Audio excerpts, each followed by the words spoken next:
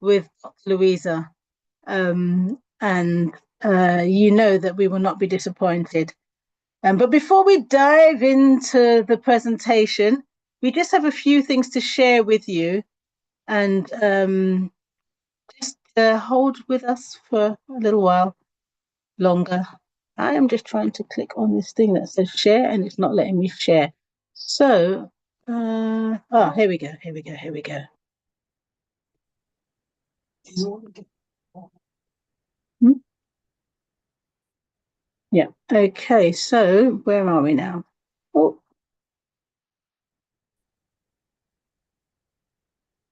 No, yes, that is the right thing. That is the right thing. I'm like, what? Okay, so as you can see today, can you see my screen all right? Oops. Yes, thank you. Thank you, Samantha.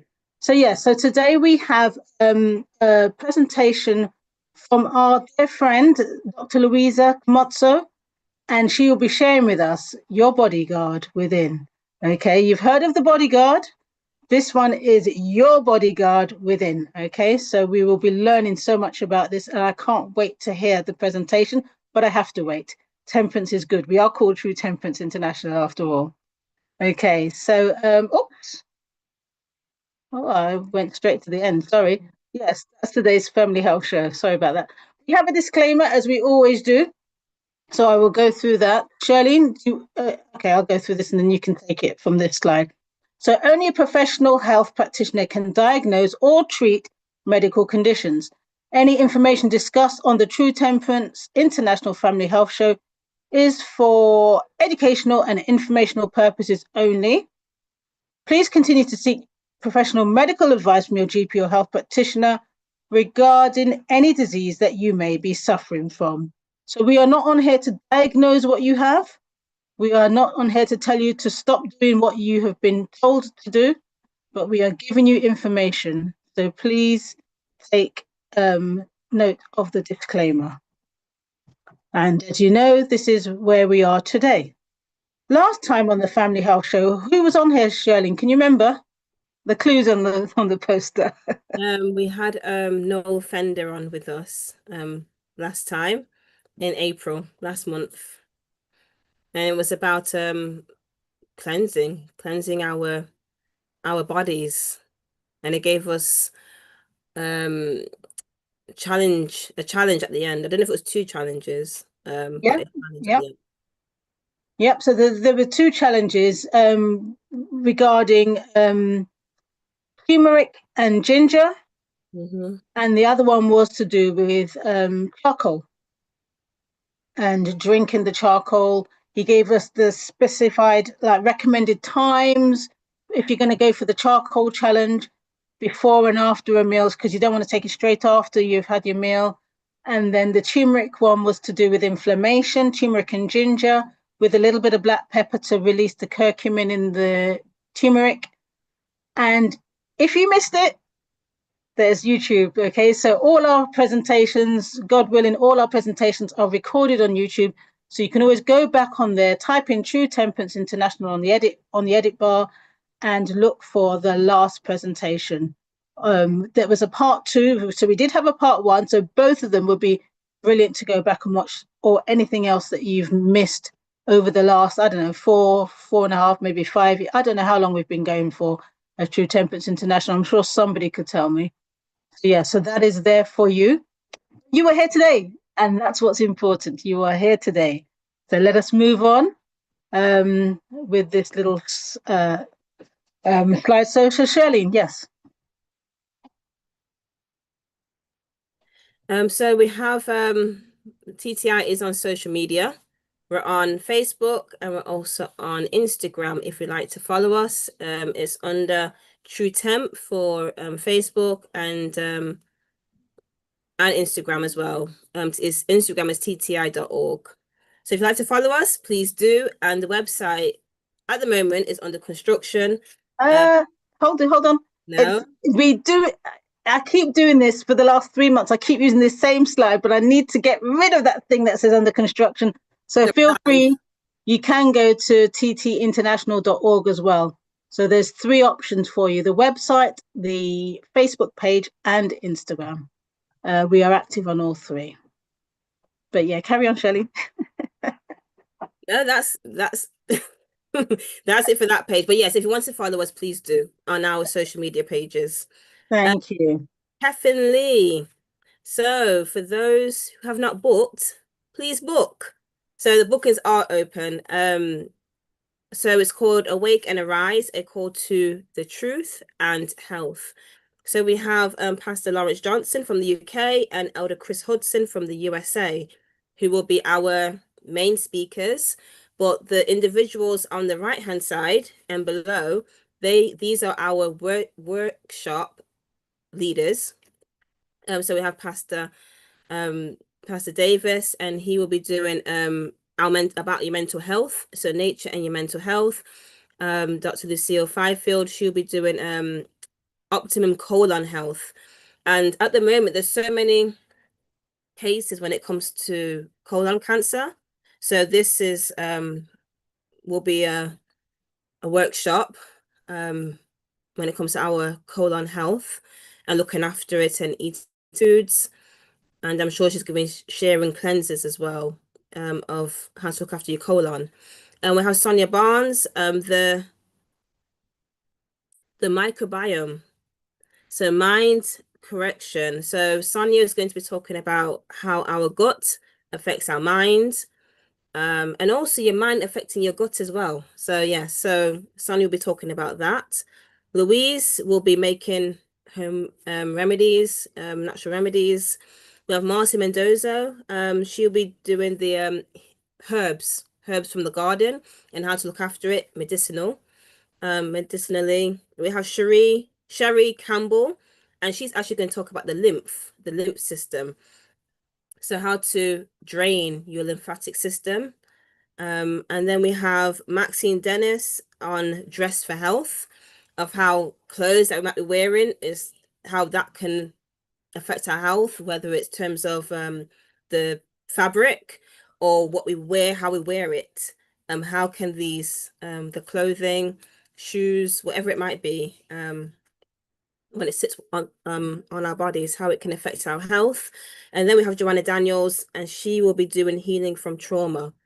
So Joanna is actually like a counselor, so she will be dealing with those who may have suffered from trauma and how to heal from that.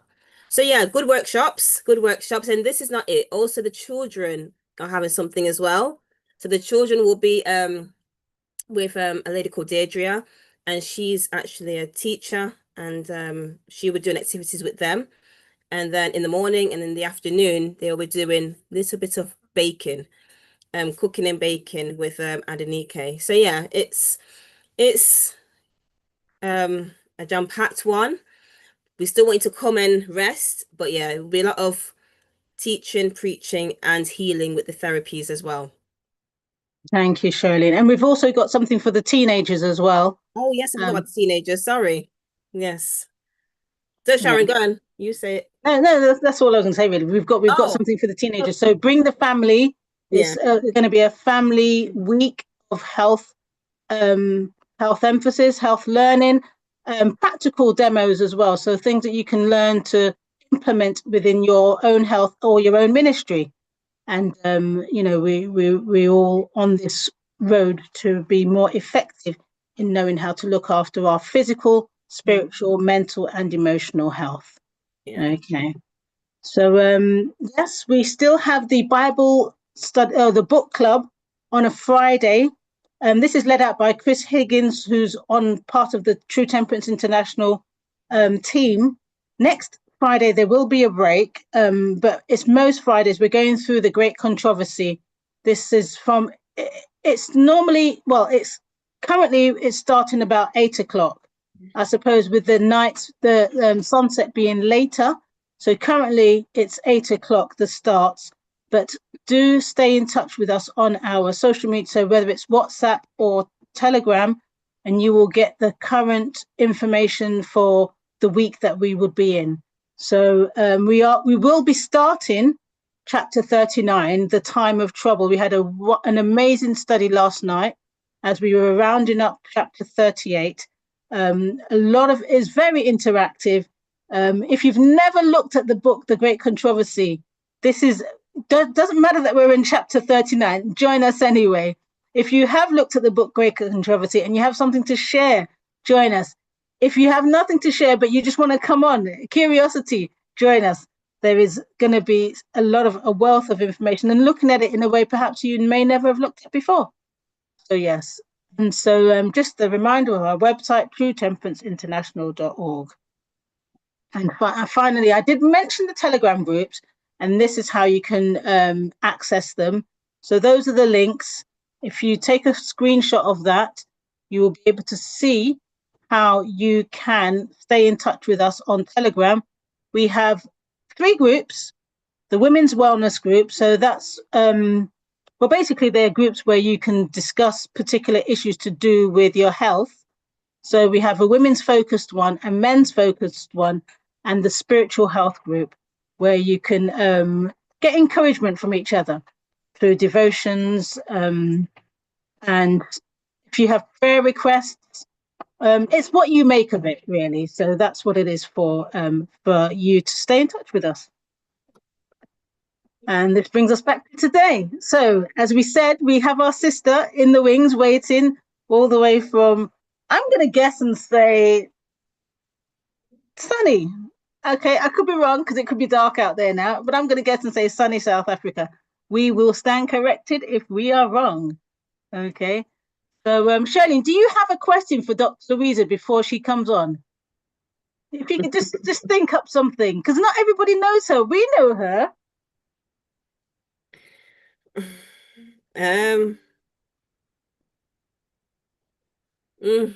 Not really. You're good at questions, Sharon. I haven't got one. That's why I asked you. Okay, I've got one, but all I know is it's lovely to have no, it's Louisa okay. on. She has no That's all I question can for me, say. Sharon. Don't be starting nothing. I would have said, Don't where have be you starting been? nothing. Okay. Right. Well, Dr. Kgmotso, it's our time to welcome you to you've obviously know how to unmute. You've done that. So welcome you to open your camera so we can see you. We've seen you on the poster. So let me just stop sharing. There we go. We'll stop sharing. And if you have any presentations to share, feel free to do that. But we'd love to see you before you do that. Yes, anybody else who wishes to turn on their camera, it's nice to see our audience. So Dr. Louisa, okay, I've got a question for you. I don't know it right now, but it's going to come to me. Okay, right. So we know that there's so many herbs. I'm inspired by Samantha's picture on her like her, what do you call it? Profile. So there's so many herbs that we know of. So many herbs. Can you tell me one of your latest discoveries of herbs and what is it for? What is it good for? Mm-hmm. And Edgar is telling me that he has a question for you as well.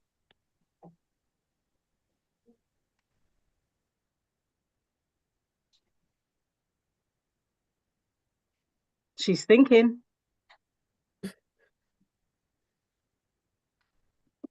Hey, right, we can see you. Edgar?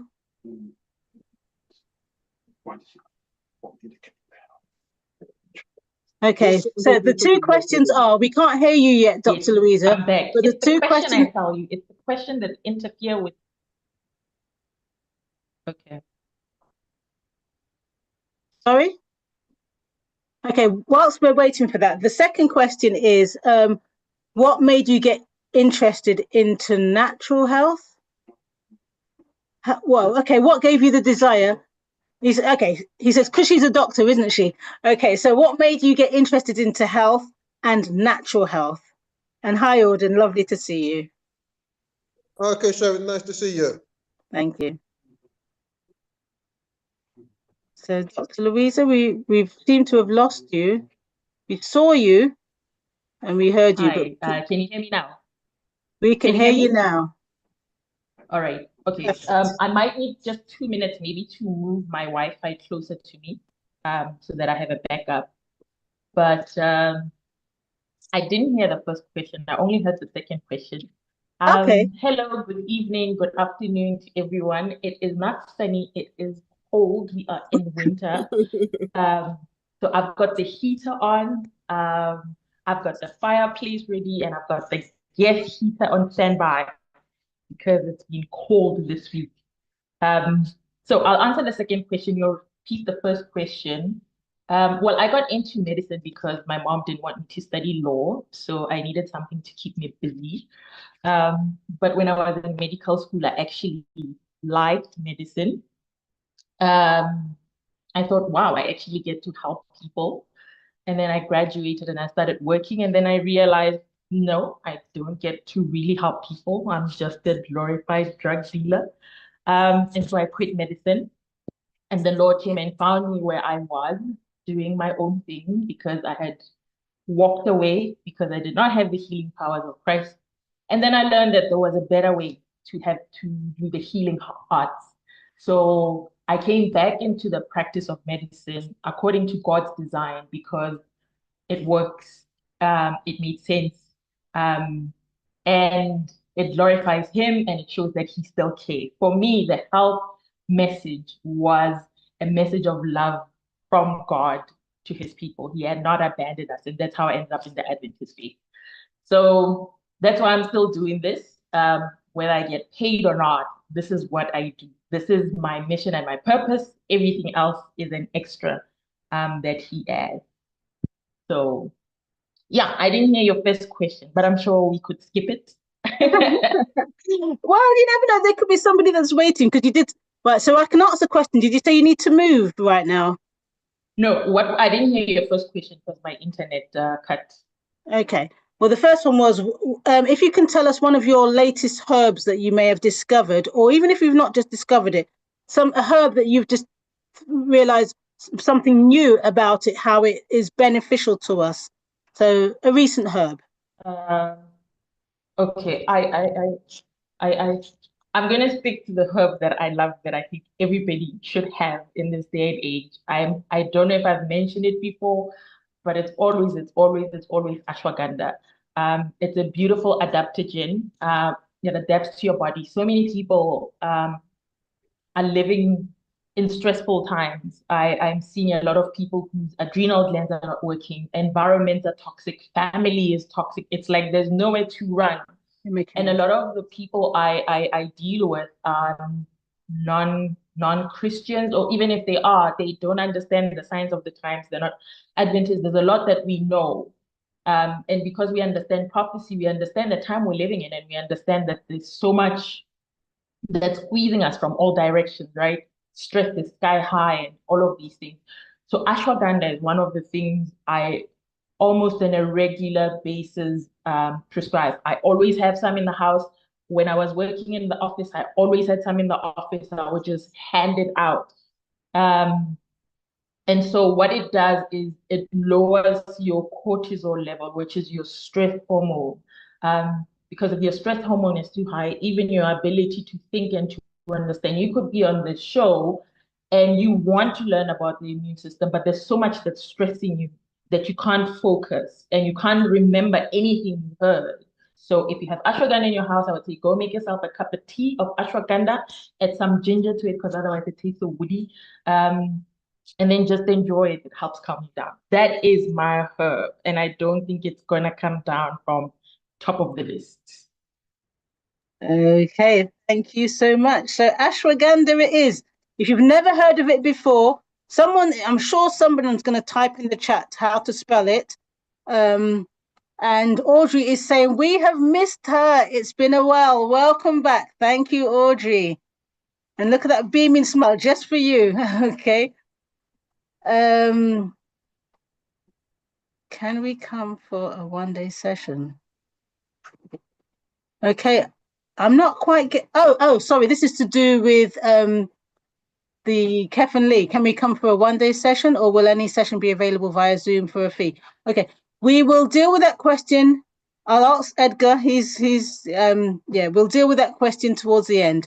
And we do have a video to share with you. Most of you would have seen our latest video promoting Kevin Lee, but we'll share that with you towards the end. Okay, so stay tuned. And if you have any friends or even what they say, call your enemies, call your frenemies, call everybody, call the police, call whoever, and tell them to tune in to True Temperance International, because we have a message that is useful for everybody. Okay, your uncles, your aunts, whoever. And unfortunately, if they don't get to come on live and ask their questions, we still have an option. They can come onto YouTube. So I am going to stop talking now, and we're going to hand over to our presenter for today, Dr. Louisa Kgmotso Mugapi. I think I said that right. Thank you so much, Sharon. Thank you to the TTI family for inviting me. I have been gone for a long time. I think the last time I did a presentation was in 2021. And as you can see, a lot has changed, including my hairstyle and Edgar and Sharon. Yeah. My locks are gone. I'm a new person, but it's neither here nor there. It's still me. I'm happy to be here to talk about, I have 12 favorite systems. Lord, we pray my internet be stable. I have 12 favorite systems in the human body, and there are 12 systems in the human body. So I love them all. The last time I did do a presentation on the immune system. So if you saw the show, I think it was in 2021, because we talked about it in the context of that was in the thick of COVID. So today we will not be talking about it in the context of COVID, but if you want to hear, you can go back, and if you've seen it, repetition deepens impression. So today, as we move along, I will speak about it in the context of what I'm seeing commonly, in my patients. So let's meet the bodyguard within your own personal Kevin Costner.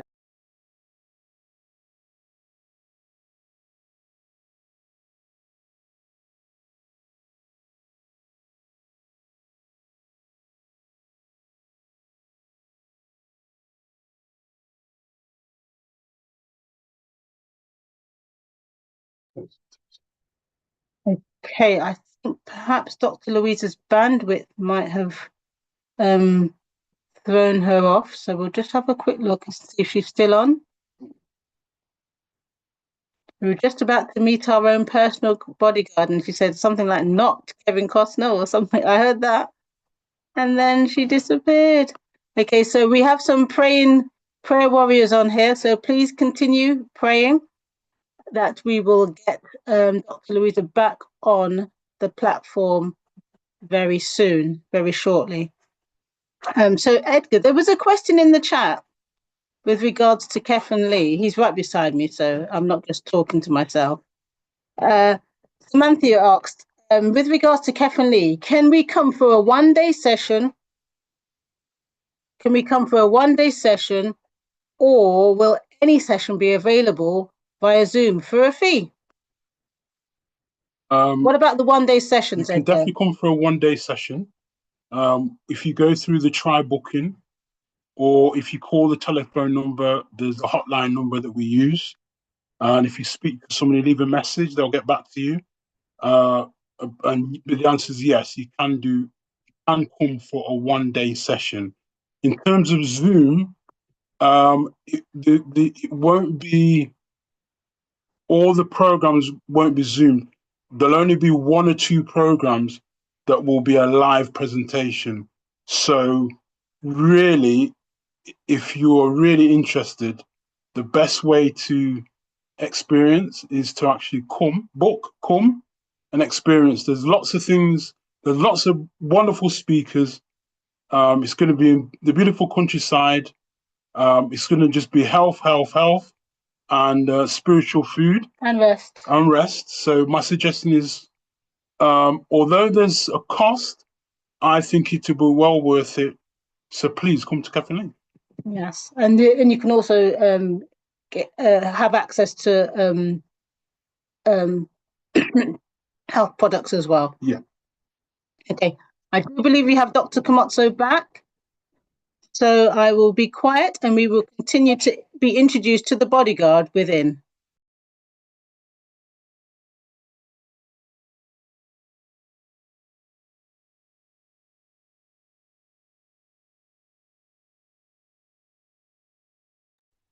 Okay, so we can see your slides. We've got function, protection of the body against harmful substances and organisms. Okay, yeah. I got my backup power, so hopefully. Brilliant.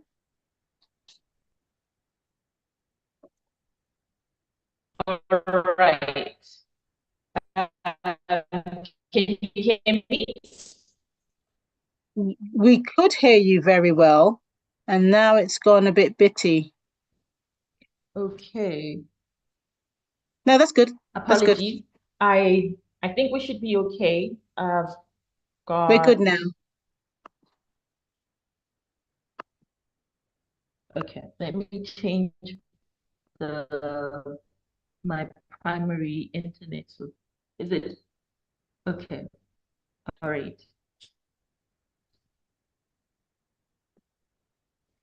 Okay. All right. Hopefully from now on, smooth sailing. I was saying that the human body is an intelligent design. There's nothing haphazard in it. That's not what we learn in medical school. We learn that, because of evolution, randomly things can go wrong with your body, and we don't know why. But it's important for us to understand that this body was fearfully and wonderfully made. And so it has an ability to grow in itself by the DNA, to manage and maintain itself, to adjust itself, and what we're talking about today, to defend and protect itself, and to heal itself. Those two things are part of what the immune system. But we have a responsibility. That's why we're in a responsibility at the end as to how we look after this body.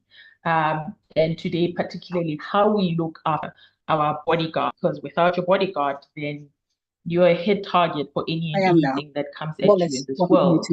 So what is the function of the immune system? I already mentioned is to protect the body against any substances or organisms. So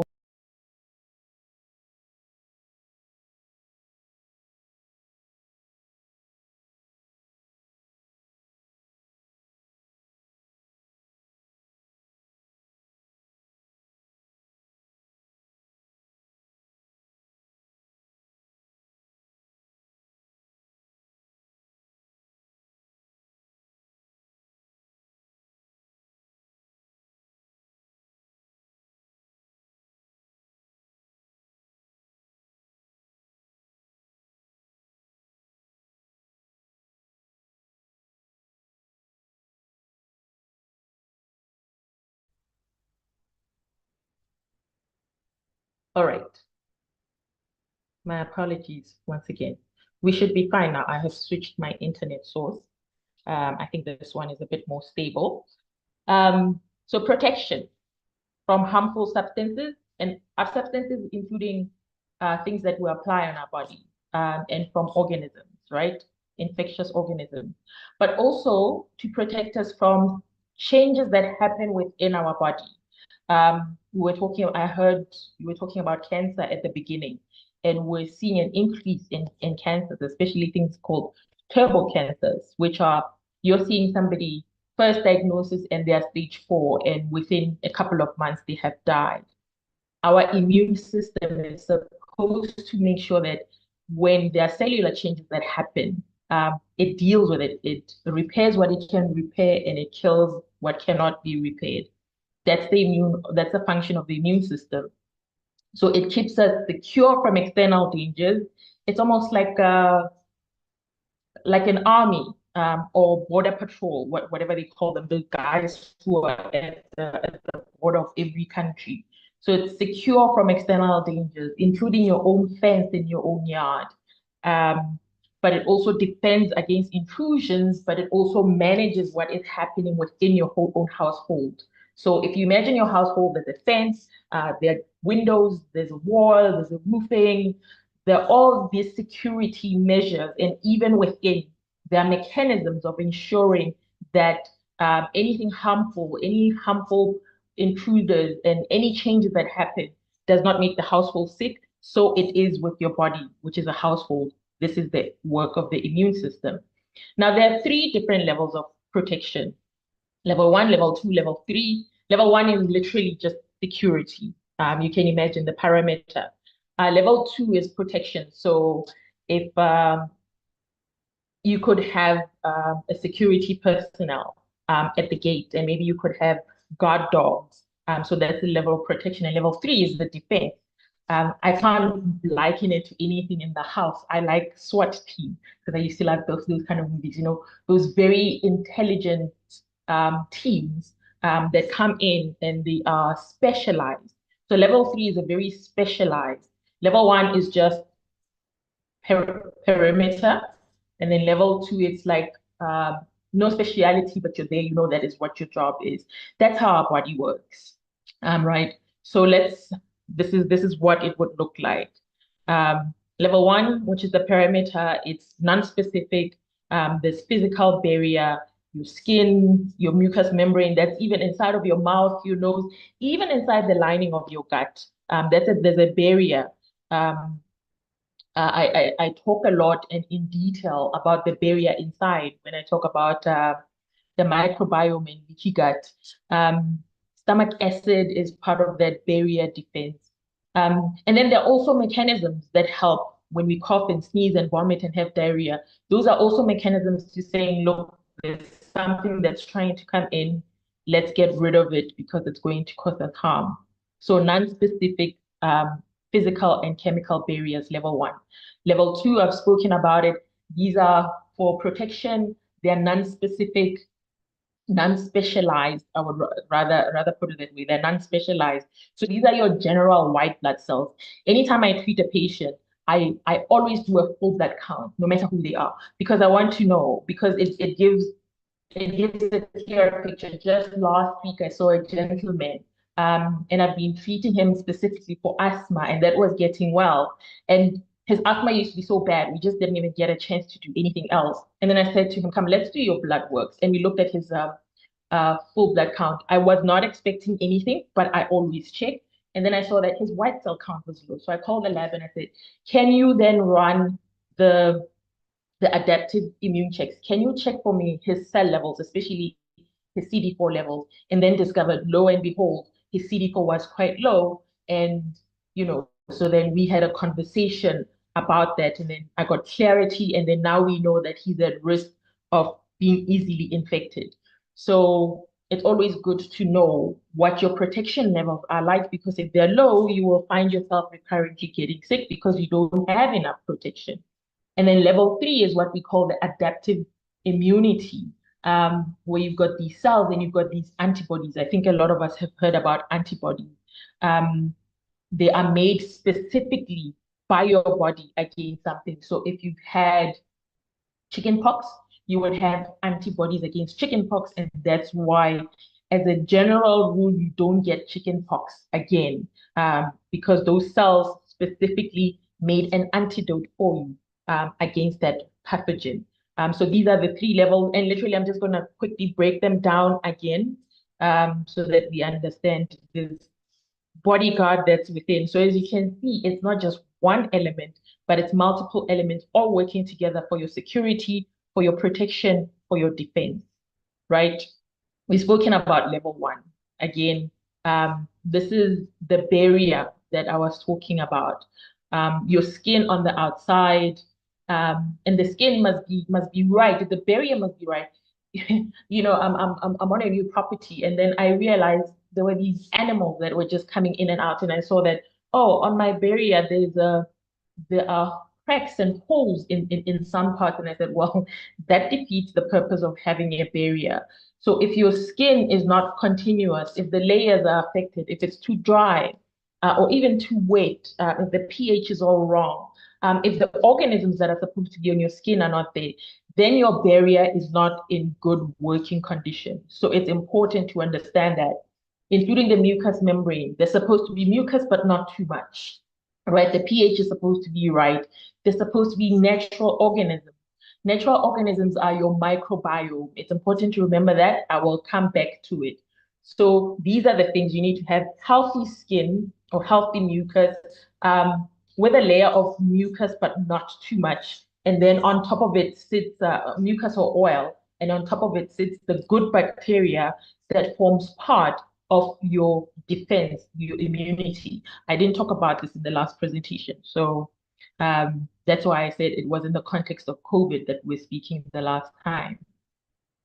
And so, as you can see on that normal skin barrier, so you just see that when your barrier is healthy, organisms, the bacteria and the viruses and the toxins can try to come in, they'll just be repelled away, right? And the moisture maintains inside. So you have a nice, glowing and healthy skin that doesn't look dry. But when the skin is disrupted, including in your nose, in your gut, everywhere else, when it's not normal, right, then viruses and bacteria and toxins go in. So if you have eczema, if you have a leaky gut, if you have sinusitis and colitis and all of those itis, which are inflammation, which causes the barrier to be dysfunctional, then you lose moisture and you allow for things to come in. So then you are not secure. And so you've lost one aspect of your bodyguard function. So barrier function is important. Level 2 is that protection level, which is non-specific. So let's say, so just because you've lost your barrier function, it's not that all is lost. There is now level 2 that kicks in. So barrier has been lost. Bacteria and all pathogens are trying to come in, as you can see from that wound, right? Then what happens is your body responds and it sends a team of these protectors to go and deal with the problem. So it's like an alarm goes off to say that barrier breach, mayday, barrier breach, please can you attend to it? So the platelets go there to try and stop the bleeding. Cells go there, calling other cells to come to the area. Blood flows there, and capillaries open. They allow these different white blood cells to come. You see the macrophages, they come in and they just start eating anything that doesn't belong there. And you get specific blood cells like your neutrophils, your eosinophils, in case there is an allergic response. So often in this state, if I was to do your blood, I may find that your neutrophils have gone up or your eosinophils have gone up, or they have even gone down because they die in the process of defending you. So this is where level 2 defense kicks in. When the barrier has failed, these come to the party to deal and to protect and to secure you. And once they have dealt with the infecting organism or the toxin, then the process of healing can start to happen. So here what you're seeing is what we call an acute inflammatory response. Acute meaning it happens very fast and it's supposed to be short-lived to deal with the infecting problem and then heal it. So inflammation is the body's natural response to insult. I'm going to say that again. Inflammation, right, where the place becomes warm because blood is flowing there. It becomes painful because there's damage that's happening, and pain is your friend. It's alerting you something is going on. It becomes red because blood is flowing there. That is what inflammation looks like. When you get bitten by a mosquito, you'll see that there's pain, there's redness, there's swelling. That's what inflammation is. It's the body's own response to an insult, to deal with the insult decisively, and then to repair and to heal so that everything goes back to being normal. That is supposed to happen. There is nothing wrong with that. And hopefully level 2 can work without the need to call in level 3, but sometimes level 3 is required, depending on what it is that's infecting you. If it's a common bacteria and your natural defense can deal with it. So your security guard hears the alarm going on and they go and they look and it's a cat or it's a dog or it's a chicken, they can take it and throw it outside. Or they find that it's a child or it's a common criminal who is just taking a chance. But then if they find that it's somebody who's wanted on a list of the FBI, CIA. They may have to call in like special team, right? And that's where level 3 of security, specific adaptive defense, come in. This is the one that deals with specific things. So we see 2 cell lines here, what we call your T cells and your B cells. And it's not difficult. Don't worry, you'll understand it. T cells are simply called T cells because they are educated in the thymus. All of them are made in the bone marrow, right? All your cell lines are made in your bone marrow. Your platelets are made in your bone marrow. Your white blood cells are made in your bone marrow. Your red blood cells are made in your bone marrow. So all of them start off in the bone marrow. But these T cells, they move from the bone marrow. They go to a place called the thymus, which is behind your breastbone. And this is a university for them. They learn what is self and what is not self, right? They learn that, oh, this is what a cell of the liver looks like. This is what my liver cell looks like. This is what my skin cell looks like. They learn what self is so that they never destroy you. That's why autoimmune diseases are not supposed to happen. Because with autoimmune disease, it simply means that your own body does not your own defense does not recognize itself.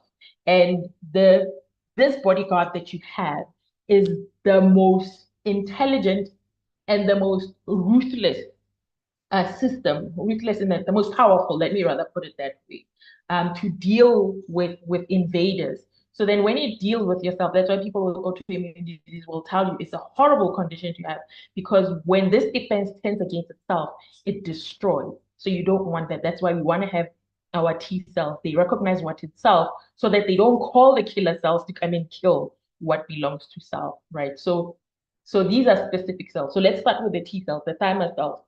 You've got the T helper cells, which release chemicals to say, hey, come and help. They call for help. You've got the T cytotoxic cells. Cyto, you know what toxic is. So cell toxicity. So they've got chemicals that they can inject into something and they just destroy that organism that's infecting you. So that's why you don't want it to be affecting you. So they release toxic chemicals. They can kill your own cells which have been infected. That's fine because your body will just make new cells which are not infected. And that's why even with the T cells, even let me just digress for a second. When people are HIV positive, they can have a low because with HIV, the virus infects the T cell, the T cells, right?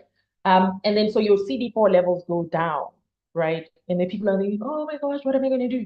That's your body killing off the cells that are infected. And then the body will make new cells that are not infected and keep the virus in check. So that's why we have come to realize that HIV is it's not a death sentence because you can always make new ones. So infected cells often must die, and then you can make new ones. And then, so because remember I said these are intelligent cells. Remember that word. I mean, everything is intelligent in the body, but these are like intelligent cells. They create memory T cells so that in future, when you're infected with the same thing. So let's use COVID, right? Because we went through that. You get infected with COVID, but you get infected with anything, with chickenpox. You get infected with chickenpox.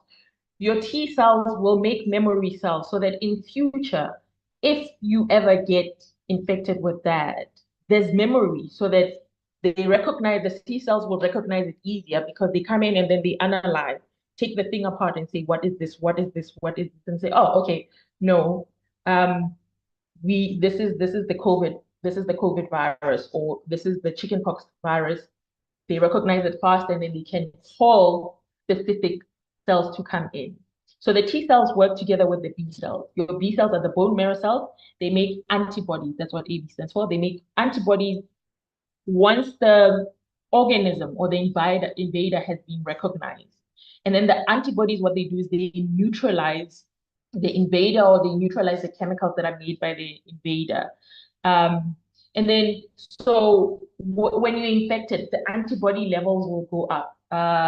Any of you who are mothers will know that one of the things we test for when you're pregnant is rubella, which is German measles, antibodies. We want to see if you have had prior exposure, so that if you should get infected, we hope you don't get infected.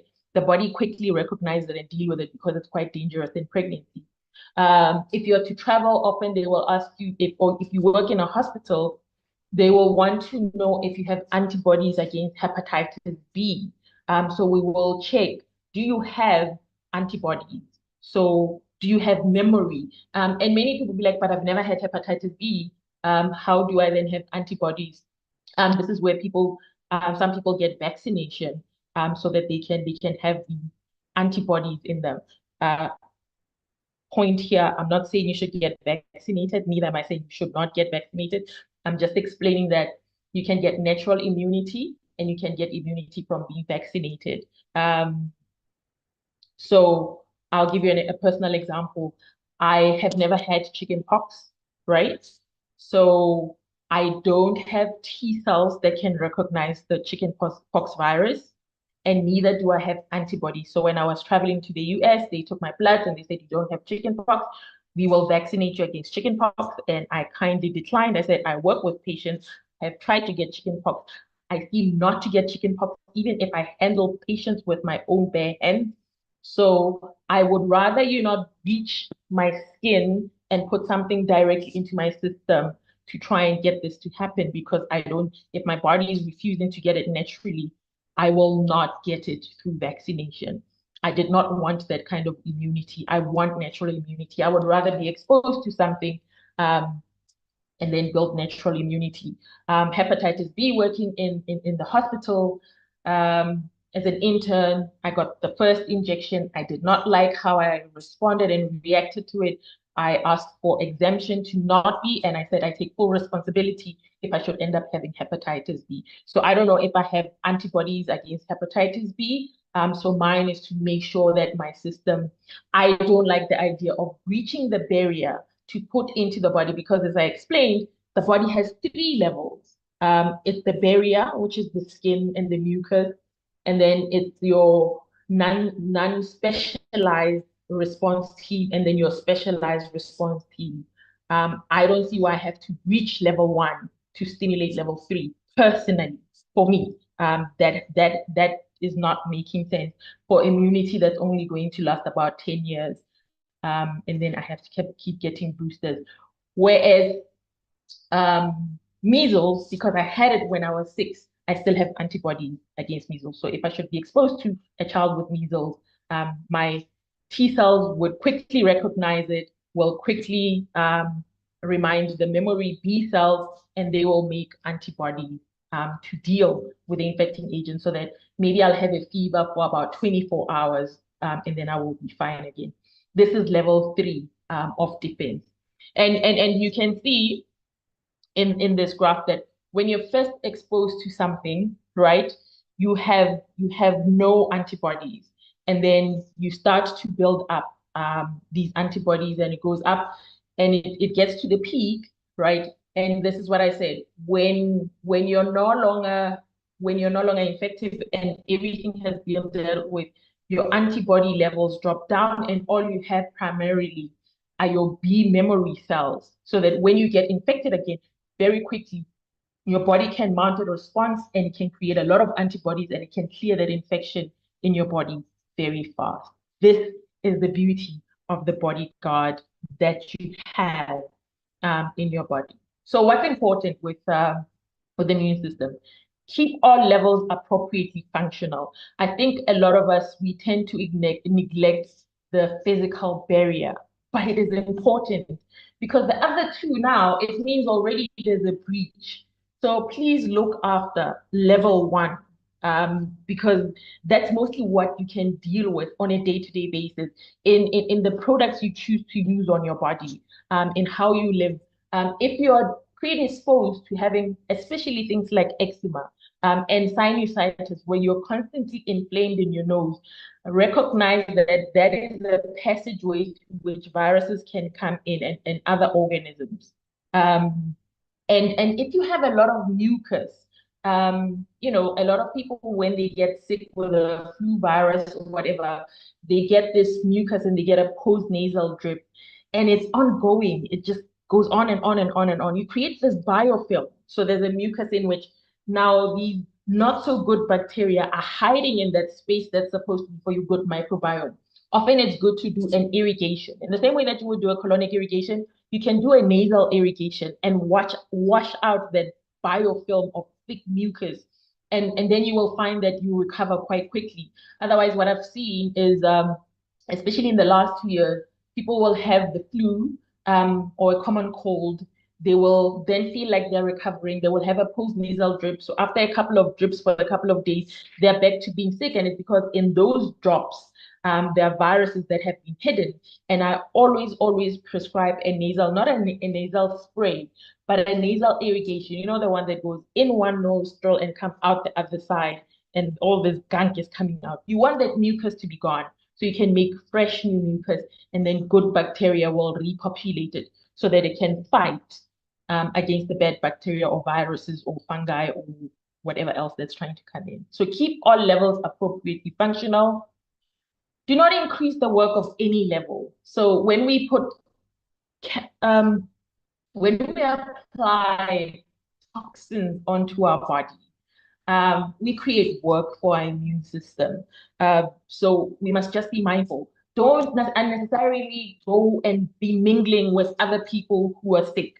You're creating work for your body for no particular reason. Unless, and I'm sure I've said this story before, during COVID time, I specifically went out to get COVID. I went to somebody who had, because I wanted to build antibodies towards it. But I remember in the last 2 years while I was working, you know, in a clinic where a lot of people were coming in sick, I was regularly getting sick because I was in a day, in the winter, I would be exposed to over 10 people coming in with different kind of viruses because a lot of them would ask for testing. So they would have influenza A or B, and they would have COVID, and they would have the one that affects the kids, I forget the name now, that gives them whooping cough. So every day I would be bombarded with these things, and every so often my bodyguard was constantly in fighting mode, and often I would succumb and come down. It's important to boost your immunity. It's important that the immune system be well modulated. Sometimes it needs to be suppressed. Sometimes it needs to be manipulated. And the use of probiotics. So these are the words that we use often when we're talking about the immune system. Do we need to manipulate it? Do we need to suppress it because there's chronic inflammation? Do we need to modulate it? But most of the time I speak about immune boosting because a lot of people have a weak immune system, right? So this is a summary. If you need to take a picture of anything, this is the one that you need to take. I mentioned the immune system, there's external and internal. This is a different way. I mentioned level 1, 2, and 3, but you can see it here. Externally, it's the skin, the mucosa, and all of those things. And then internally, the cells that deal with things. Then there's a first line of defense, and then there's a second line of defense cells. The first line includes the phagocytes. They're just, phago means to eat. So these are cells that eat, like Pac-Man. They just eat anything that they find that's not supposed to be there. They eat cells that are dead, and they just eat everything to just destroy. What I love is these NKC. These are natural killer cells, right? They're ninjas, right? They come in, they attack, and they kill, including cancer cells. So cancer, in a nutshell, is a failure of the immune system. Cancer is a failure of the immune system. Now, I'm going to be controversial right now in talking about the fact that we're seeing a rise in cancers just at the beginning of the year. I saw a young lady, she was 30 or 33, while pregnant, diagnosed with cervical cancer, stage 4, and 9 months after her child was born, she died. It is so rapid. That's just one of many that we're seeing. Young people with colon cancers diagnosed already in stage 4, and before you can even formulate a plan, they have died. Before they can even think about, just get used to this idea, it's the end for them. And I dare say it is because a lot of them, if you ask them, they were vaccinated. And I can't say we can prove, but we do know that the vaccines were meant to affect the immune system, and it has been postulated that they reduce, depending on how many doses you have gotten, they reduce the effectiveness of your immune system up to 25% with the first and 2 doses. So if then now with what we're seeing is an extreme failure of the immune system because of what it is we have potentially done. So it's important so that we can, one, for those who are vaccinated, I always try to say to them, look, let's be on the lookout. Let's protect your immune system or what's left of it, and let's be on the lookout for cancer so that we can deal with it as quickly as possible. Because your natural killer cell, we have anti-cancer mechanisms. There are 8 anti-cancer mechanisms in our body, including the natural killer cells. So it's not an easy thing to get cancer. So when we see people getting cancer, we understand that this intelligently designed body is not functioning the way it was designed to function, because we have interfered with it on so many different levels. Now we just look like we were randomly and haphazardly made by somebody who did not know what they were doing, and that is not true. The second line of defense is the T cells and the B cells, as I've already mentioned. I've mentioned what it is they do.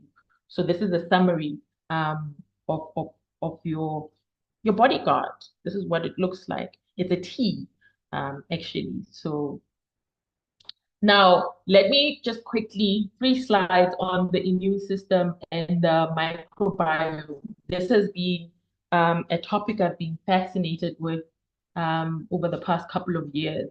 Now, the immune system is influenced by the microbiome. Remember what I said the microbiome is? The good bacteria in and on our body, right? And so the microbiome, that's why I said there are 12 systems. I'm sure somebody was like, I'm sure she made a mistake. There's 11. I've included the microbiome in the 12th system of the body, right? Because it forms part of the major defense, part of our defense system. Our immune system is educated from birth to know cells that form part of ourselves. I've already mentioned that, right? But it's not only the cells that form part of ourselves, are not only our own cells, but the microbiome, the viruses, the bacteria, the fungi that are on our body. So it's important for the immune system to be able to distinguish between organisms that reside on our body, that just live there in harmony with us. They do us no harm. Actually, they do us good because they protect us. And the immune system must be able, because imagine you've got strep on your body, okay? Or you've got your lactobacilli. And then your immune system keeps fighting them. And all the time, your immune system is fighting cells that naturally live on your own body. That's going to be a problem. So the immune system must be able to distinguish between, okay, these are good bacteria and they live on this body, and these are harmful bacteria, and then it must be able to fight the bad bacteria. So our microbiome, when a child is born, I think I will explain it on the other side. When a child is born, they are covered in microbiome. If they're born naturally, not in a place where we sanitize everything. Delivery really should not be done in a hospital except if there are complications, because then we're using antiseptics and we're killing all good bacteria. And then you're in a hospital, you're being populated with bad bacteria, and then we wonder why we're sick. We leave the hospital carriers of things that we should not have been carrying. The microbiome, the good bacteria that lives on your body, stabilizes around the age of 2 to 3. And the more diverse it is, the greater your health is going to be during life. I need to say that again. So those new parents who like to sanitize your children and make sure that they grow up in a bubble, never touching any soil, never getting dirty, never being kissed by other people, just keeping them sanitary. The microbiome stabilizes by the age of 2 or 3. The more diverse, the greater the health during life, right? So the microbiome is established, and it helps to establish, and it helps with the maturation of the immune system together with your own cells. So in the absence of this good microbiome to establish and to mature the immune system, then immunological defects can develop. So you will see the immune balance development, that the child, when they come out, the skin is covered, they swallow the fluid as they're passing through the mother's canal. So they are colonized by good bacteria. You want good colonizers, not bad colonizers, which is going to do wrong to you, right? And then once we're colonized with the right bacteria, they activate our immune system, as I've already mentioned, so that in future, then you don't when your defense cells, when your patrol teams are passing by doing their scan, they're like, oh, hello, Staph aureus, oh, hello, streptococcus, oh, hello. They can greet these bacteria and not mount an immune response, not try to fight them, because they understand that, no, you're part of ourselves, you're working with us, we're a team, and that's all good. So this is how it happens. The gut microbiome, the vaginal microbiome, and also the skin. So these are everything that's in the mother. When a child is born via vaginal delivery, the child gets covered and they swallow the fluid. But you see, when a child is born via cesarean section, they get different microbes, because they don't get what it is they were supposed to get. Now, don't feel bad if there was a reason, a legitimate reason why your child needed to be delivered by a cesarean section and they didn't get that. I always say to the parent, make sure your child is started on a probiotic very early on after that. And do skin to skin to really strive to populate the skin of your child. And the reason was that I started seeing a trend of children who were born via cesarean section having skin issues and having gut issues and digestive issues. And it's because they didn't have these microbiome. So the health of the mother is going to affect the kind of microbiome that she has. So then it's going to affect the kind of microbiome that she passes on to her child. How she delivers her child is going to affect the kind of microbes that are passed on to the child. And whether a child is breastfed or not is going to influence what kind of microbes that the child ends up with. So breastfeeding increases good microbiome, right? And then as the child starts to play around, so you see that by the time the child is a toddler, their gut microbiome is stabilized, and that is going to determine their health going forward. So if you have a little one under 3, you still have time and chance and opportunity to change their microbiome. The environment is also very important. You know, there are people who, if you're living on a farm, that's great, because they're going to get a greater variety of exposure to different things.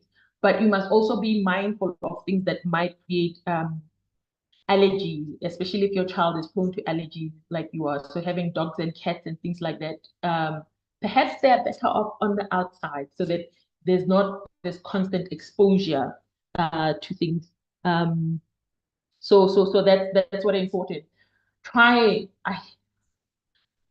Where it's not necessary, try not to have your child be on antibiotics. And a lot of parents I found in the last 2 years, a child has a runny nose and they want an antibiotic.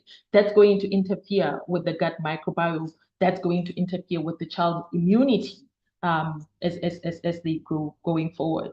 So please, this is another picture that you want to take. Can you do nothing about it once you're older? No, you just become mindful and you strive to ensure that you put the good bacteria. I love probiotic foods like your sauerkraut and your kombuchas and your sourdoughs, so that you can put back into your gut the good microbiome, and ensuring that we don't use antibacterial soaps.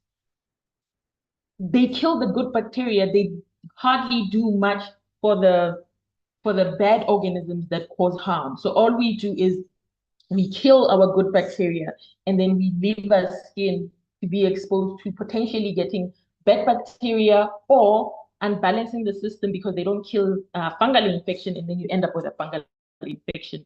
That's what I've been seeing. A lot of people coming in, having used antibacterial soap, and now they have a fungal infection because they've killed the bacteria, and now they've got too much fungi on the system. So early education of the immune system population is important for limiting and preventing disease. And this is done in the presence of the good microbiome. I'm hoping that makes sense, but you can ask questions later. So we've been talking about this bodyguard, right? And we want it to be a functional bodyguard, a functional immune system. But things can go wrong, and I think I've mentioned it. So in summary, things can go wrong. And when things go wrong, these things don't work. So something can go wrong with external factors. So you get things like your eczema, you get too much mucus, and you get colitis, where inflammation of the gut. That's level 1 problems. There can be level 2 problems where you don't have where you're in a constant state of chronic inflammation. This is what it is, right? Remember I said if that barrier is broken, right, and then the immune system starts to fight, you're in a state of inflammation. It's supposed to be acute inflammation. Something insults the body, inflammation happens, the stimulus ends, and then healing happens, right? But some of us, we are in this constant state of something is always going on. The stimulus never stops. So now all 3 levels are constantly just trying to deal with whatever is going on. And because we're not stopping the stimulus, right, this cycle goes on. And what happens? It's not just that the stimulus doesn't end, it's that healing never gets to occur. And chronic inflammation, it said, is the mother of disease. Because healing and repair never happens, just constantly in a state of war. Basically, you never get to a state of peace happening in your body, and that is not something that we want. So then how can we support this bodyguard so that we can restore it back, all 3 levels? As I mentioned, that's what's important. All 3 levels are working. Restoration, I'm sure on TTI you've heard about New Start, the laws of health. I always talk about the laws of health. Rest is important. It's when we sleep at night that the immune system gets to do a work of cleansing and of repair and of healing. So if we're not sleeping well at night, and especially, I will say this, if we're not sleeping under melatonin, I've done a talk on the circadian rhythm. I think I did it with Shalene some time back. I think Shalene, you were doing the talk on the circadian rhythm, and I just chipped in. Timing is everything with the body. When melatonin kicks in at night, because as it gets dark, like it's dark outside now, my body is not releasing a lot of melatonin right now because I'm exposed to light. But when I allow the lights to go down, then my body releases melatonin. Melatonin doesn't make me sleep. What it does is it conducts sleep in my body by traveling through my blood and telling all cells of my body it's nighttime, switch to night mode, so that the liver switches to night mode, so that the immune system switches to night mode, because different things happen in our body during night mode. The brain releases different levels of hormones and neurotransmitters when it's nighttime. So if we're not sleeping under melatonin, if we're sleeping after 11, right, because we're tired, we're sleeping from fatigue, but the cells of the body don't switch to night mode. Does that make sense? So it's not just the fact that you slept at night, you want to sleep under melatonin so that healing and repair can happen to your bodyguard. Exercise is important. It allows blood to flow. Remember, these cells travel in the blood, so improve blood flow. It also gets rid of toxins as you're sweating, so you're not putting an extra burden onto your bodyguards to do work that you could have done for yourself. But please be mindful. Extreme exercise actually suppresses the immune system, and it can cause inflammation. So everything in moderation. Exposure to sunlight, vitamin D supports the immune system. I'm seeing a lot of people. I always check for vitamin D level because most of us are office workers, or we've gotten to hate the sun. I was sitting in the sun today. That's why I'm 3 shades darker than I was this morning. the sun helps to, it has UVA rays which kill bacteria, so that I'm saying if the UVA rays can kill the bacteria so that my immune system doesn't have to deal with that, that's why I like walking out in the sun. And vitamin D supporting the immune system as well. Temperance, doing everything in moderation and avoiding things that are harmful. I think I've spoken about this throughout. Oxytocin is a hormone that we make when we're living in harmony with other and compassionately and in a loving atmosphere with other people. It suppresses the stress hormone, and that's important because the stress hormone otherwise is going to suppress your immune system. And oxytocin also not only helps us bond with other people, but it also has a healing effect on the body. Rehydrating, drinking enough water for our weight and the kind of lifestyle. So if you're gymming a lot and running a lot, and and bathing regularly, not too often, to wash away extra organisms and dirt, but not too much so that you're washing away your good layer. All right, breathing fresh air to support how your body is working. So that also fresh air, because if you're breathing in a lot of smoke, you're creating more mucus, and you create that biofilm where organisms can hide in your respiratory system. So all of that is important. Truth, living in harmony with truth. We need to know what is true, the natural laws of health. And there's a lot of issues when it comes to the immune system and vaccination, and how this affects the immune system. Each person needs to know for themselves. And this was the test during COVID. So I will not go too much into it. I did ask, you need to go back and watch that presentation. You need to know what is truth and what is not. You need to know, how is this thing that I'm taking going to affect my own immunity? Because it was postulated that our immune system is not enough to deal with these things. And I strongly disagree. And I'm hoping that from the presentation, even the last time and now, I've shown you that our immune system is very much capable of dealing with whatever infecting, no matter how new it is. A healthy immune system is able to deal with it. Our imagination.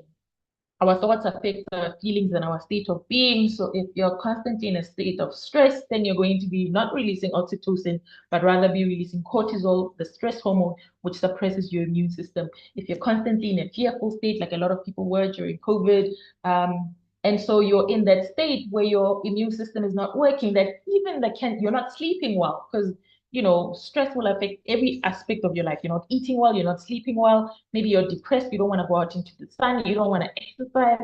Now you want to eat junk food. So your immune system becomes compromised.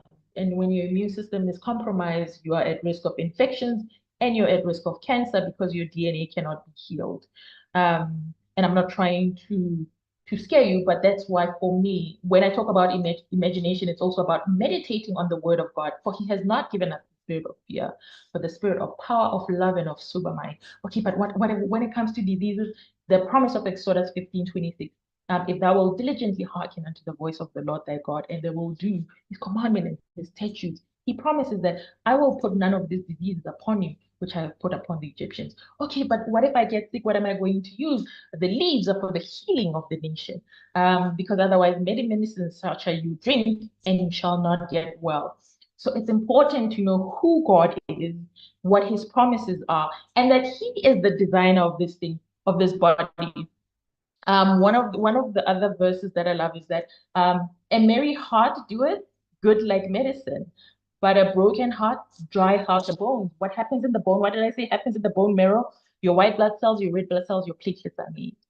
So a broken spirit will cause a suppression to your immune system. That is biblical. So we need to focus our minds on who God is, because he is the great physician. And all these principles can be found even in the very beginning of the book of Genesis. Outfits, what we wear should not interfere with the functioning of our body. And lastly, but definitely not least, the diet that we eat. The last slide that I'm showing now is going to be on the diet that we eat. We need to eat food that supports the bodyguard and does not take away from it. So when we look at the immune system and nutrition, we want to ensure that There are micronutrients that support the immune system. Vitamin C. One of the things I do a lot of here where I am, where I'm establishing a center, is a lot of high-dose vitamin C drips. Vitamin D. A lot of my patients are on vitamin D supplements because I check their vitamin D levels and they're very low. Vitamin A as well. These three vitamins are very important. Not that the others are not, but these three are very essential for a healthy immune system. And then minerals such as zinc and selenium, because especially zinc is antiviral. And then you need other high antioxidant foods. I've mentioned probiotics and prebiotics because you introduce good bacteria into your system that's going to fight the bad bacteria so that your immune system is not concerned with that. You know, there are people who they will go eat a leftover food and they get diarrhea. And I'm like, okay. And then other people will eat from the same pot and they will not get it. Why? Because the gut microbiome is very different. So in other people, the body will be like, okay, well, not even just get diarrhea because that is a defense mechanism, but they will get sick, like they will get serious food poisoning. But your gut microbiome and that barrier layer should be able to deal with that without you getting sick. So ensure that those three top things are done. So eat a variety of fruits and vegetables and legumes and seeds and nuts. Avoid the typical Western diet that's high in refined sugars and meats. Take supplements if necessary. And then because deficiency of these micronutrients have been shown to lead to a depressed or a dysfunctional immune system. I will end right here so that we may have time for questions. And I really thank the Lord that our internet was good the whole way through. And yeah, that is your bodyguard. And I hope that you have fallen in love with this beautiful and mighty and strong bodyguard. Amen, amen, amen. Thank you, sister. So, to those of you who have been praying for the internet to settle down, thank you as well. Our prayer warriors have been there. You're also a line of defense, okay? Defense against attacks of the enemy. So we appreciate the immunity that you've been surrounding us with. Okay, so that's brilliant. So Dr. Louisa, she has invited us to send questions. I've noticed they've already, comments have even started and questions are coming in now on the chat. Edgar, where are you going? So what I'm going to ask though is before these questions come, we do have a video, and that's why I'm saying, Edgar, where are you going? We do have a video, a promotional video to share with you before the questions go. And so what I do want to say is, are you doing it already? Oh, okay. Yeah, he's about to do it. So some of you may have seen the video this week. As those of you who are subscribed to the website, remember, it's not under construction, it's up and running. So for those of you who are subscribed to the website, you would have received an email and this week's newsletter that had the promo video. So if you want to stay updated with any new videos, blog posts, or reminders of the Family Health Shows, make sure that you subscribe. It's completely free. Okay, so over to you, Edgar, with the video.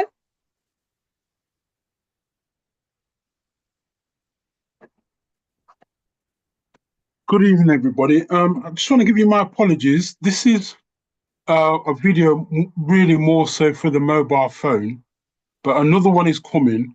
But I just wanted to promo this video so that people can see. So if you just give me a moment. Full screen as well, please. Okay, so it's coming. We put it on full screen.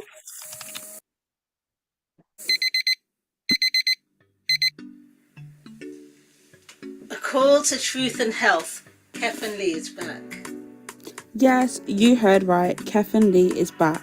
Awake and Arise, a call to the truth and health. Now, some of you may be wondering, what is Kefin Lee?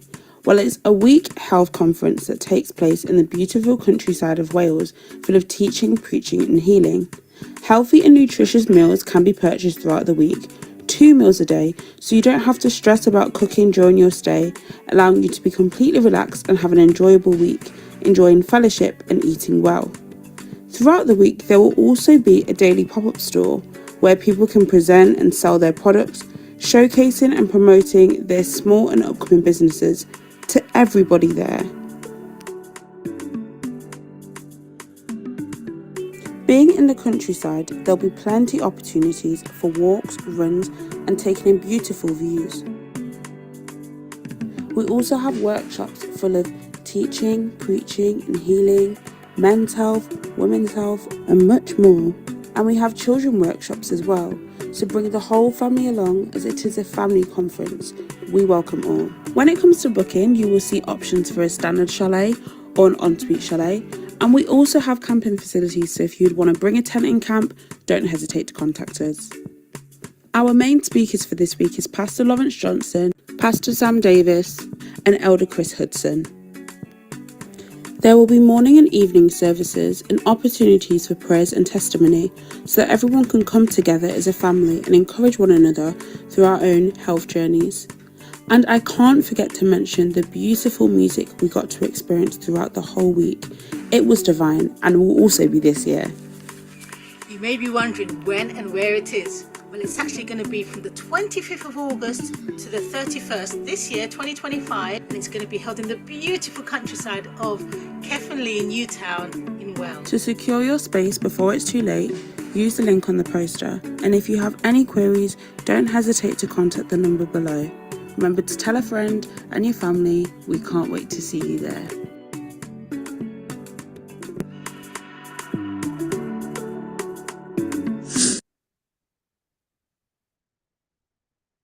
Thank you for sharing that with us, Edgar. Much appreciated. And so, as you can see, there are meals that are being provided as well. So most of the accommodation, well, all of the accommodation is self-catering. But if you wish to have a rest from cooking for that week, if you could let us know in advance so you can book your meals, contact us and let us know, and that can be made available for you too. And we have a high-quality chef who will be providing plant-based meals, so she'll be doing the catering for us this year. So you will be catered for in all aspects. So thank you for sharing that one, Edgar. And I can see that there's quite a few comments in the chat. They're coming through. So let's just have a look and see what we have for you, Dr. Louisa. So there's a bit of an echo here, so forgive me. No, it's this. Okay, thanks. Right, so Veronica, yes, you was hot on that. You was when Dr. Louisa was sharing with us about the illnesses that you can get when you're in hospital. There's one that you've mentioned, MRSA, that you can only get in the hospitals, and a lot of our seniors can are susceptible to that. So that is so true. That is so true. When there is an outbreak, there's a lot of barrier system that you have to do, barrier nursing they call it. But if it's not caught and it gets, on one of the nursing staff, hospital staff, and then it gets passed to another patient, it's not good. It's not good. So yes, there are hospital borne illnesses as well. Okay, so a question again from Veronica. So I'm hoping you can hear us, Dr. Louisa. Can you explain pre and probiotics more? Because I get confused when I have each with respect to meals. So there's prebiotics and there's probiotics, and they have different functions, and we need both of them. So please, Dr. Louisa, give us an explanation. All right.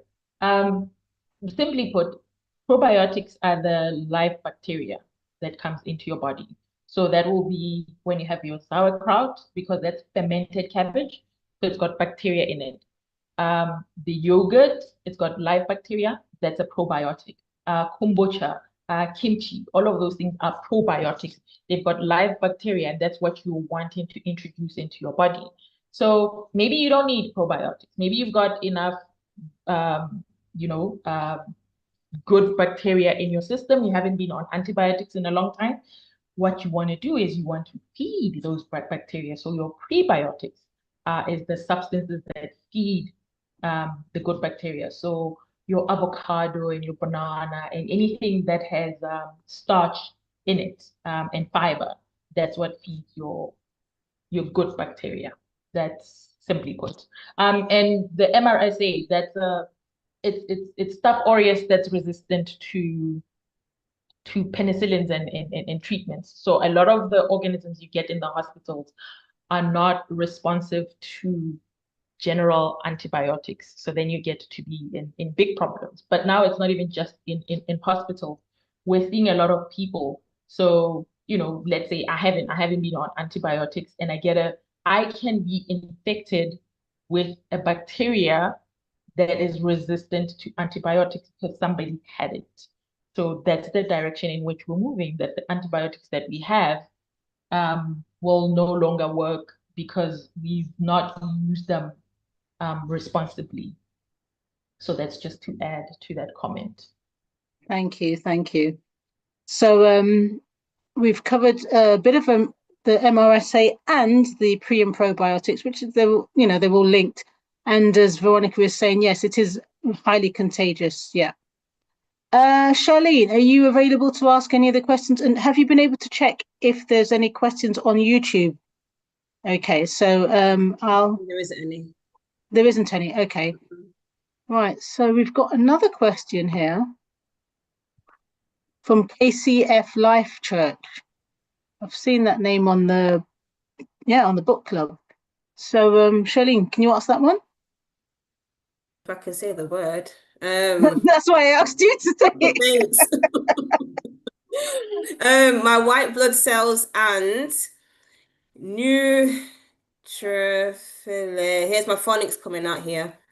Can you see it, Dr. Louisa? You see that? No, but it sounds like neutrophil. Neutrophil. It's probably a typo on there. Yeah, it's probably meant to be neutrophils. Just below normal level. Why is that? What can I do about it? Well, because she said just below, I'm going to assume that you are of African origin. Generally, there are some people of African origin who have just below levels of white blood cell counts, and it doesn't mean that they're sick, and it doesn't mean that there's anything wrong with them. That's just a normal variation. So that's why. So I do a lot of bloods. We actually have a team of nurses that travels around the country and takes bloods on people who think they're relatively healthy, and then I call them and I give them feedback. And so sometimes when I send them their results, they're like, but you didn't comment on my white blood cells. I see that there's an L, which is low next to it. And I said, that's because it's not significant. If the level was supposed to be 3, you are 2.9. So that's not very much significant. So I'm not sure with you when you say it's just below normal, if that's a consistent pattern, whether you're sick or not. But if you're worried, what you can always do is ask them to check your CD3, CD8, and CD4 cells and have a look at that. But it could just be a normal variation. But anyway, if you want to boost your immune system, as I already mentioned, vitamin C, vitamin D, vitamin A, glutathione, or if you can't get glutathione via drip, then you can get NAC, NEC, N-acetylcysteine, or any other antioxidants. Those can boost your immune system. But it could be just a normal variation, and it's not something for you to worry about. Thank you. And I thought someone was going to mention this one. Oh, I saw it and it's gone now. Oh, here we go. It's to do with the prebiotics and the probiotics. When you mentioned kimchi, sauerkraut, and kombucha. No, I don't know. Oh, okay. What was that one? Kombucha. Yeah. I wasn't sure if that was an alcoholic drink just then. I was like, do I say that? I don't know what it is. Okay. Right. So someone, Veronica's asking, aren't those fermented foods? And is that there's some controversy whether or not it's aligned with the writings of Ellen White to take fermented foods? Yes. I know the controversy around it. So there is an idea that everything that's fermented results in alcohol as a byproduct. That's one of the things, but that's not true. When you ferment the vegetables, especially, the byproduct is lactic acid, not alcohol. So that lose it. Then when it comes to sourdough, the idea is, but it's fermented. It's something that has gone off, but it's the same as using yeast. So yeast is a commercial fermenter, whereas you know, when the Israelites were leaving and they said they must not leaven their bread, I don't think they had yeast. They had a natural way of fermenting the bread so that it rises, right? Because sourdough is naturally fermented bread. You allow the organisms in your space to leaven the bread, to allow it to rise. And we know Ellen White talks about when you have cooked bread with yeast, or it has, what you do is you don't eat it immediately. You allow it to sleep overnight, or you can even double bake it to ensure that you destroy the organisms. So now what I'm seeing is that we probably would not have needed probiotic foods if we had been eating right to ensure that we've got good bacteria to begin with. That's why I said, if you believe you have good bacteria in your gut, then what you can do is ensure that you feed them right with prebiotics. But a lot of people don't have that diversity of bacteria in their gut that they need. And so they get these gut issues. I do a whole presentation on leaky gut and all of that.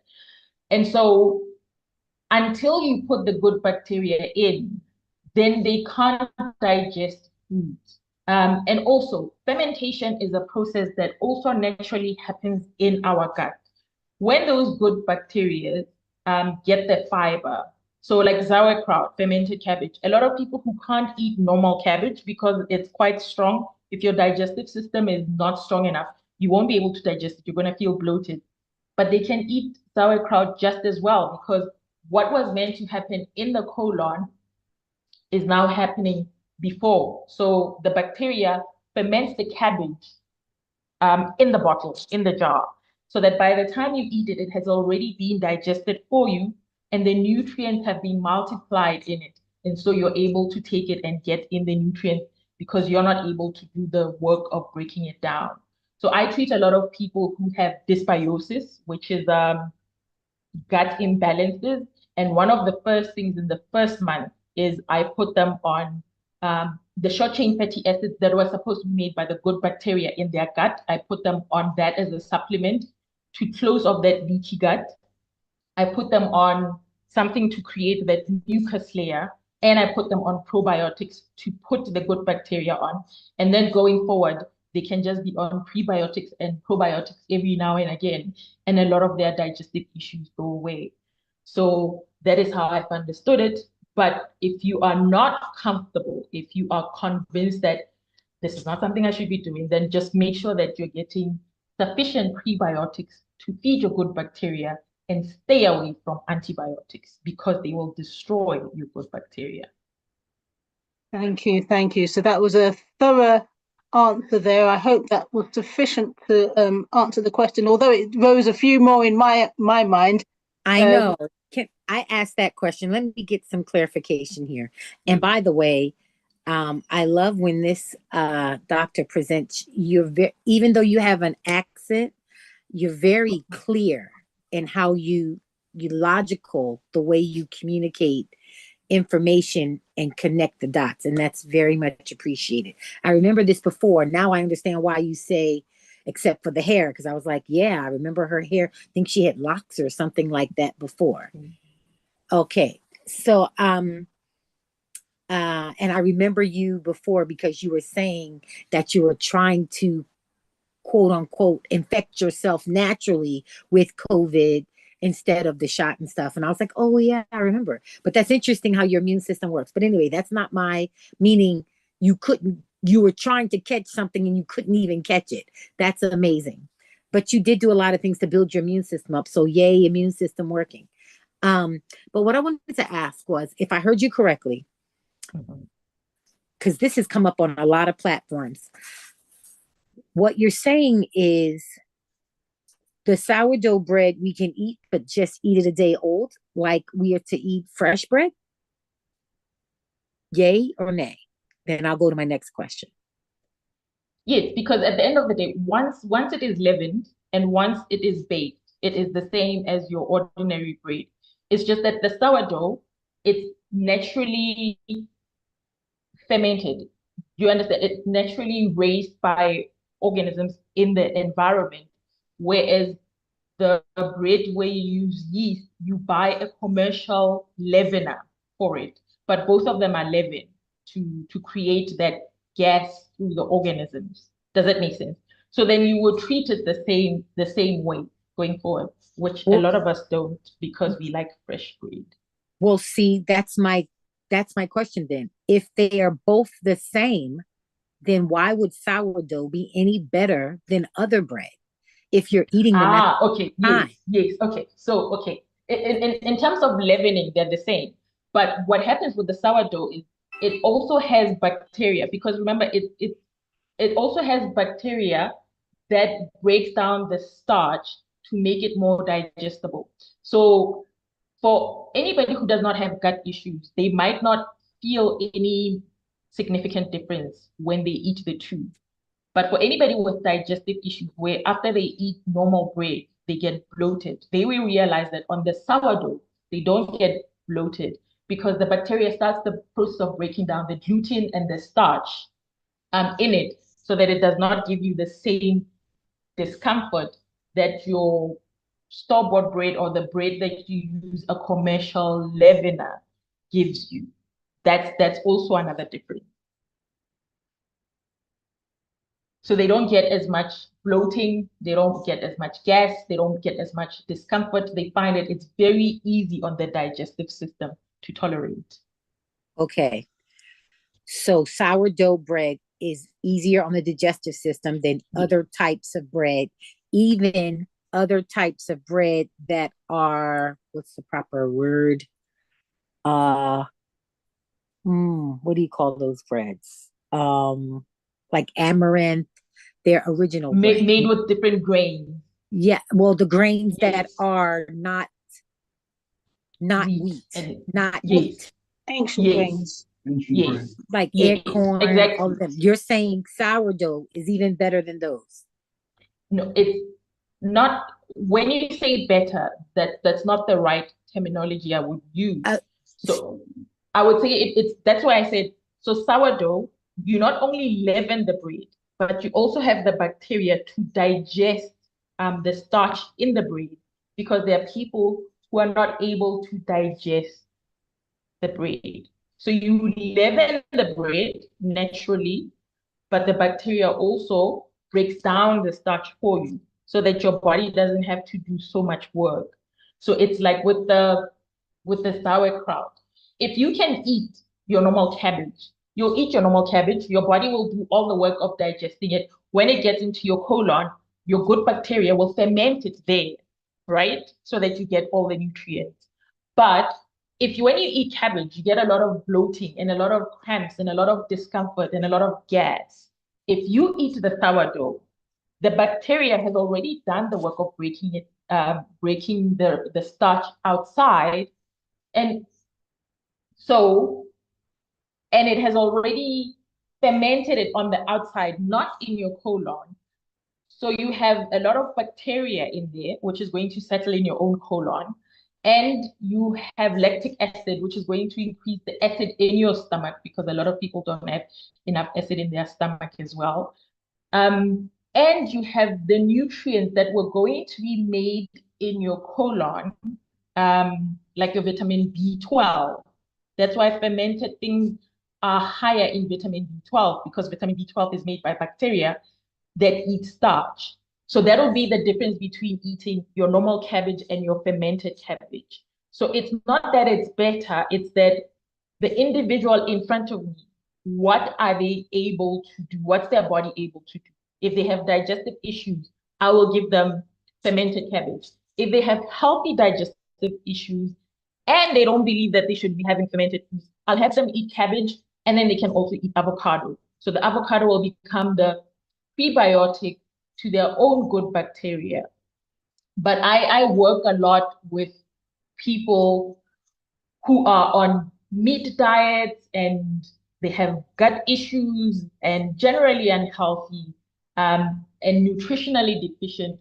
So that's the fastest way for me to fix their gut, by introducing, when we stop, and that are on a lot of antibiotics, by the way. So that's how we introduce the good bacteria, because a lot of their good bacteria have been killed, with the probiotic, and then they can continue to feed it with a prebiotic. Because if I was to tell them to go eat cabbage, they're not going to, because it's going to make them feel bloated. They can't. And they're not able to make, because they don't have the good bacteria, they're not able to make things like serotonin and short-chain fatty acids. So they continue having this leaky gut. Does that make sense? I think I'll be doing, I think in June or July, with the other Louise, we'll be doing a presentation on microbiome in the leaky gut, leaky brain together. So I will share that poster if it's, because this has been coming up a lot, because a lot of people have this. Because it's a whole presentation. I do understand what you're saying. Persons that have sensitive stomachs can't eat cooked cabbage like others. But if you can eat cooked cabbage, eat cooked cabbage. I've never had a bloated stomach from eating cooked cabbage, but if you get a bloated stomach from eating cooked cabbage, then you might want to consider eating sourdough, sauerkraut, and kombucha, and those other fermented foods. Yes. However, if you can eat your basic cabbage, eat your basic cabbage, because your body will process it and naturally ferment it like it does other things. Now, the interesting thing is you made me, because other persons say you don't need the sourdough and the fermented foods, you just eat fruits and vegetables and your body will naturally give you what you need. But then you made me think, in trying to process all of this, you made me think, well, oh man, Lord, don't let me lose it. You said it was a fermented food. It was, wait a minute. It was, oh, I know what it is. In the Councils on Diets and Foods and Ministry of Healing, they say, for example, it says, for example, not to eat fruits and vegetables together because they will ferment. Now I'm wondering, well, do you want to eat fruits and vegetables together if you need probiotics and you don't want to eat the sourdough? Is that different or the same?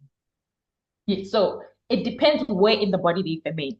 If you eat fruits and vegetables together, they will ferment in your stomach.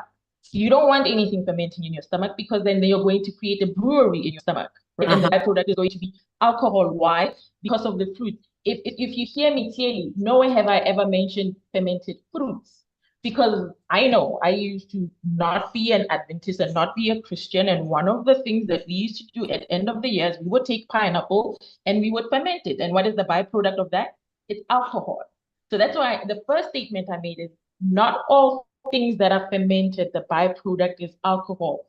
But you take fruits and you ferment them, you're going to end up with primarily alcohol. Okay. And if that fermentation happens in your stomach, not in your colon, nothing is supposed to ferment necessarily in your colon, and you don't even have lactic acid, then, because remember, fruits and vegetables digest at different rates. A melon would digest in like 15 minutes. Now you eat a melon with cabbage and a burger, that's a recipe for disaster. That melon is going to be sitting there with its high sugar content, with all of these other things that take a longer time to break down, to digest, and it's going to ferment in your stomach. You don't want that happening. You want things fermenting in your colon. Does that make sense? Yes, it does. Thank you. I was like, wait a minute, but you're right. It's two different places, which makes a world of difference. Thank you so much. Right. Thank you for your questions, Veronica. And there's no time for me to ask mine now. But we do, just to be fair to everybody else, there are some more questions in the comment section. So we're going to read those, and maybe we'll just have to go offline, Dr. Louisa, and talk, separately. You answered a lot of people's questions, I'm sure, with this fermentation supplementation issue. So they were great questions, Veronica, so appreciate those. But let's move on. So there was a comment from Audrey. Thank you, Dr. Kgmotso, for a brilliant and informative lecture. Good as usual. Thumbs up, and a clappy hand. Okay. So what, Roz, in fact, before I take Roz's question, it's in relation to something else that you said, a KCF Life Church, when you mentioned about forgot the question, but she said, what is CD3 test? What is it testing for? When I think it was when you was asking about micronutrients or something like that. But yeah, so what is the CD3 test and what is it testing for? In the context of HIV, you know, when we deal with HIV patients, we'll take your viral load and then we'll take your CD4, your CD8. So these are part of your defense immune cells. So that's what they are. So you have your CD3, CD4, and CD8. And then the reason I don't just test for CD4 is sometimes a person's CD4 is low, which is their helper cell, but then their CD8 is high. So it has adjusted. Remember, the body doesn't just work in silos. When it sees that one system is struggling, another system will help compensate. out. Yes, thank you. Will compensate and adjust. So that's why I often say you have to ask, because most doctors only ever check for your CD4. But if I see that all cell lines are low, then I know we've got a major problem. But if I see that just one cell line is low, I'm like, okay, we can help the cell line. We can help your CD4 come up. But right now, at least we know that your CD8 has compensated, and also look at where your CD3 are. So they all just do different functionalities. Like I mentioned, you've got your T helper cells and your T cytotoxic cells and blah, blah, blah, blah, blah. Sorry, I used those terms. It was just so that when you go to your doctor, when you go to the lab, you're not going to ask for T cell test. You're going to ask for CD3, CD4, CD8. Right, thank you. And that was in context with the person's white blood cells and the neutrophils being just below normal level. So yes. that's the question that it was in relation to. Okay, yeah. Okay, thank you.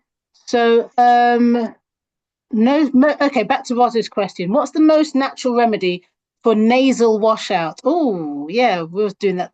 Yeah, I won't go into too much details, but yes, it's something that is easily done. So yes, go ahead. You can tell them then. I buy the solution from the store because Sorry? Yes, I buy the one from the store because it has the surfactant in it. Because I found that when it's just saline and it doesn't have the surfactant, it burns your nose. So they say to add 5 drops of the surfactant. I add like 10. But I suppose you could always use a natural oil, something like olive oil. You could put a few drops of those, because in the nose, sorry, you'll tell them how you make it, but I'm just adding why I would say use either olive oil or sweet oil or vitamin E oil. Actually, my favorite is vitamin E oil.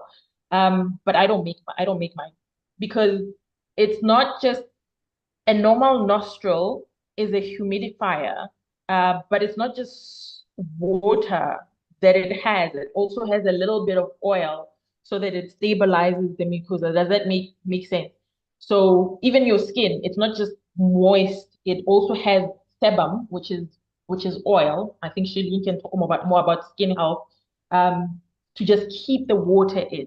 So you want to do the same if you're going to make your nasal washout, because otherwise that saline solution burns. I don't know how you do it. You tell them. Okay. Yeah. Okay. So yeah. So I like what you mentioned about using the surfactant. The saline. Now, I don't necessarily have a set recipe, so you can give yours. But what I would tend to do is go to Dr. Google or something like that, because I don't make it regularly. Or I would just even use the water. Like if I'm having a shower, I will just put some water in my hands, snuff some up, and then blow it out straight away. I know it sounds a bit gruesome, but but it does really clear the nasal passage. But with the saline, I'll either have some saline already made, or just put some salt in the water and do it. And yes, it can burn a bit, I must admit. But if you can give us, because I can't remember the quantities that I would use, I would have to go on and just look it up and see what percentage. I think it's. Oh, I'm not even going to give you the percentage because I might be incorrect. I know what's in my head, but I don't want to say. And you say no, Sharon. No, I wouldn't even say anything. Like I said, I don't make mine. I tried once, and I didn't already. Just the process of doing it is like, and it burned, and I didn't like that. So I just buy the store-bought one because I also don't use it every often. I actually have never had to use it this year.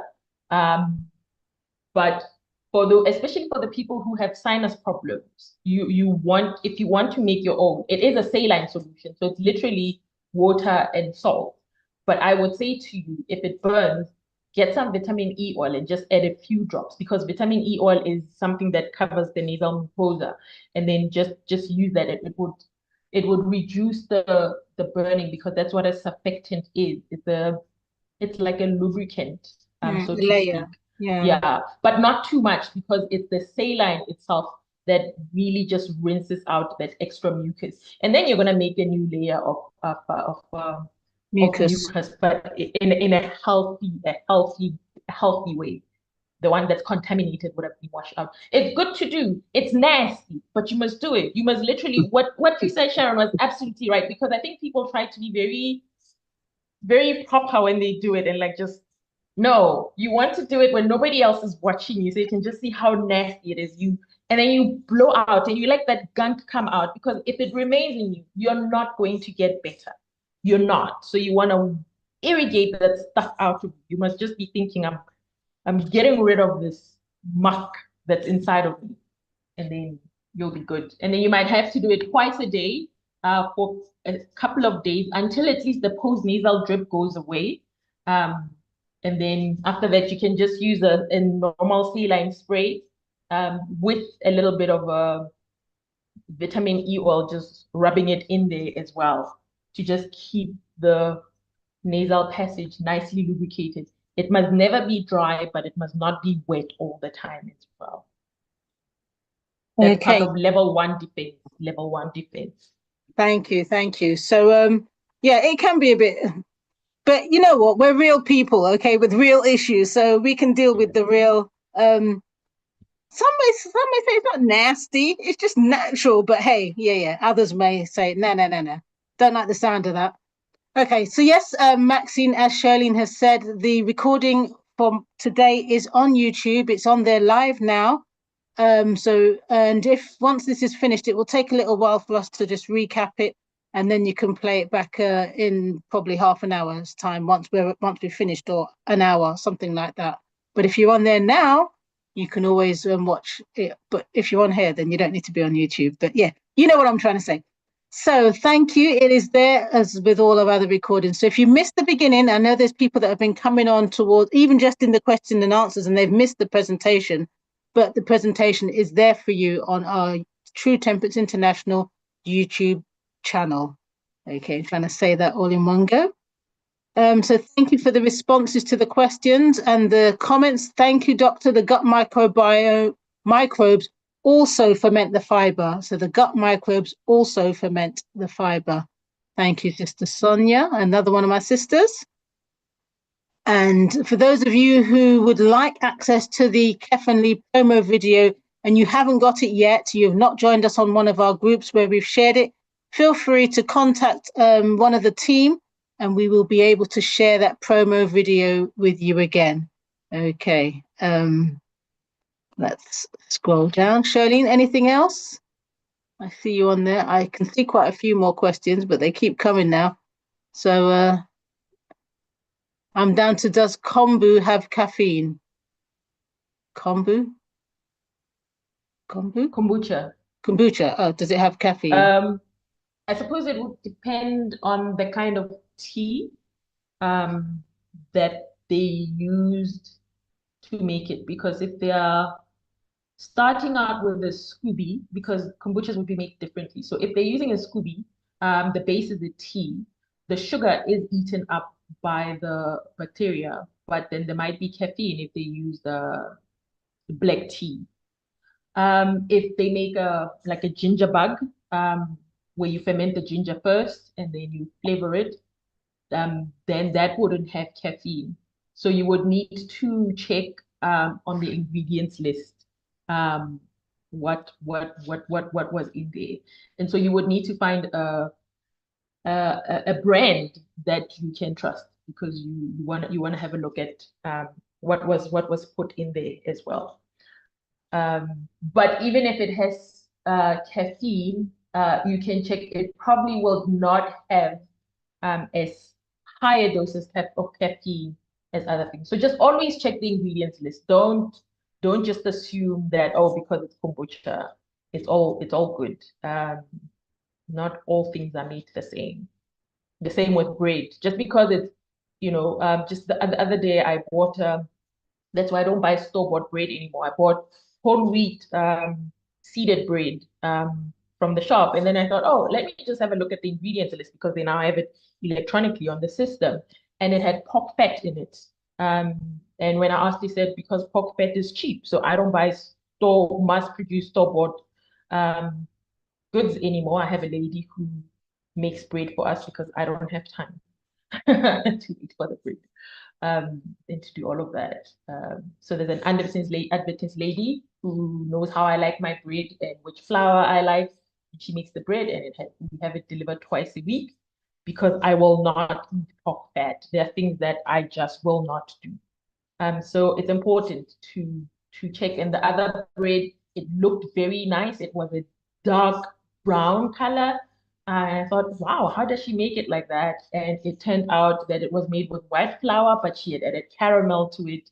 And I say she because it's named after her, so I don't want to say her name. It's sold at Woolworths in South Africa. And I just thought, this is why it's important to read the ingredients list. Don't just look at something and think, oh, it looks healthy. No, there's so much deception that's happening. Well, I don't think they're trying to deceive necessarily, but well, maybe because they say it's healthy. But how can white flour with added caramel be sold as something that's healthy? So check your ingredients list on anything. If I have sauerkraut, I make my own sauerkraut, because otherwise store-bought sauerkraut is made with white table salt, and that's going to cause high blood pressure, because there's a lot of salt that goes into sauerkraut. So if you use the pink Himalayan salt, or your Celtic salt, or your sea salt, then you know that you're getting different minerals in it. So any of my patients that I put on sauerkraut, I give them the sauerkraut that I have made. So yeah. Thank you. And for those of you who missed many episodes ago, Charlene did a live sauerkraut demo using the pink Himalayan it was a good few years ago, but I'm sure you can find one as well on the internet, how simple it is to make good sauerkraut. And we didn't just use the cabbage, we also used beetroot, and I think you can use carrot as well. Yeah. Sorry, I'm gonna sneeze. Charlene, can you take the next question? That's part of your defense system, line 1. Get rid of the stuff that's going into your nose. So I don't know what it is. Sharon. Okay, so you mentioned something about the 2 Louises and a lecture. So Olu and Teju Alabi, they're asking when is your next lecture? So, and when it's going to happen, if there's a poster, please share it with myself or Edgar or Charlene or one of the teams, so that we can promote it on our different platforms. On the website. And on our website. So okay, we can I'll let Louise know. She'll share it with you guys. Thank you. Charlene, can you take some more questions? I just need to get some water. Dr. Louise, you mentioned I can't remember what you was talking about, but you mentioned surfactant. Sister Veronica was asking what that is. A surfactant. How do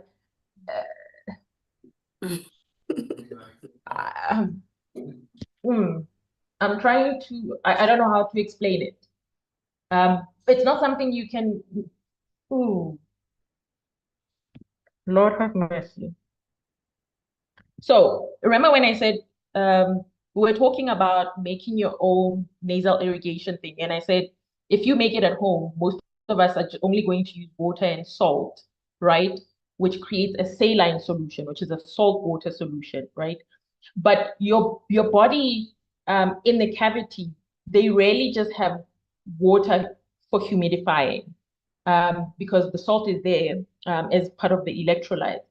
There's also a little bit of an oily substance that helps. So when I buy the store-bought nasal irrigation kit, it comes with a surfactant on the inside of it. So it's just these kind of almost like oily liquid drops that help to make sure that the solution doesn't burn.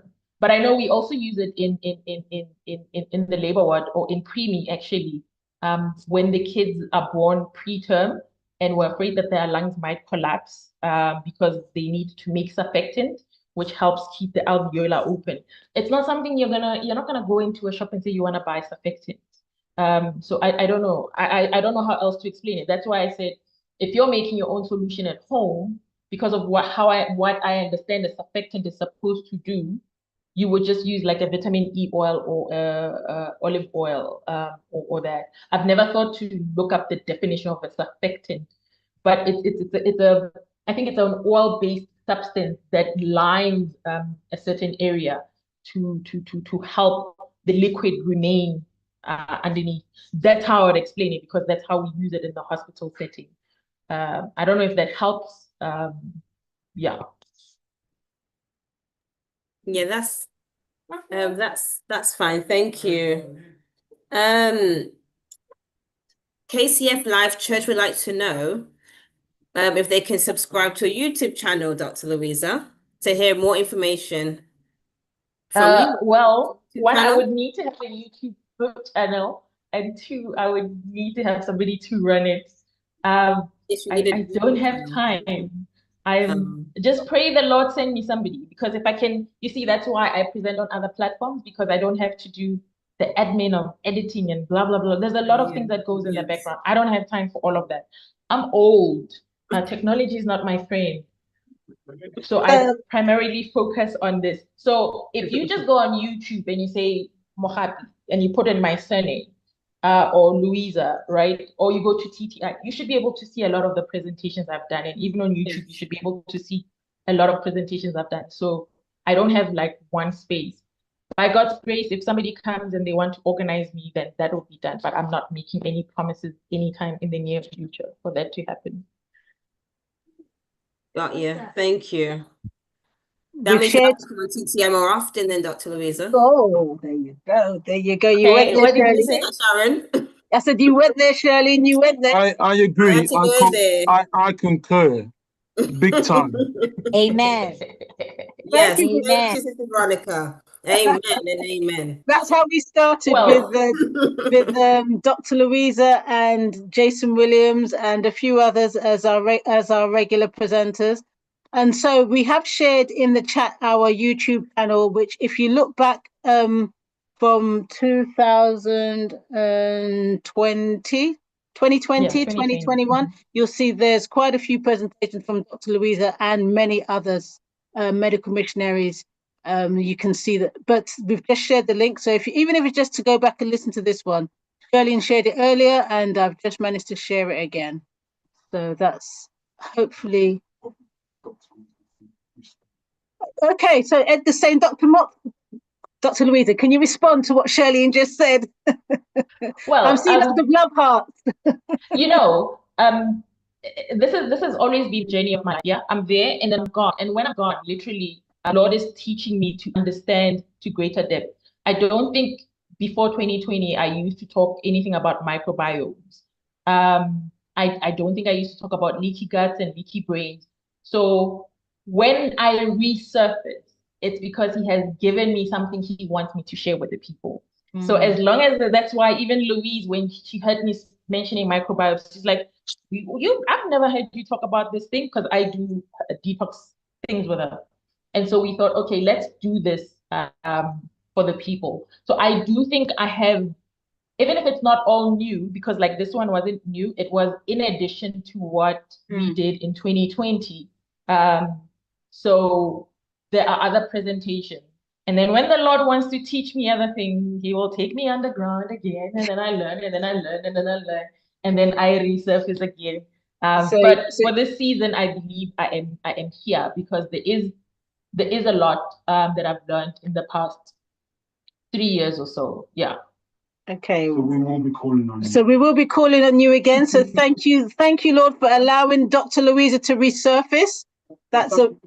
And thank you for saying yes, Edgar's saying in the background. So Sapphire, we appreciate your comments as well, Sapphire. God bless, amazing session. Louisa's just taking it in. She's taking it in like the sunshine that we have. Well, it's going in now.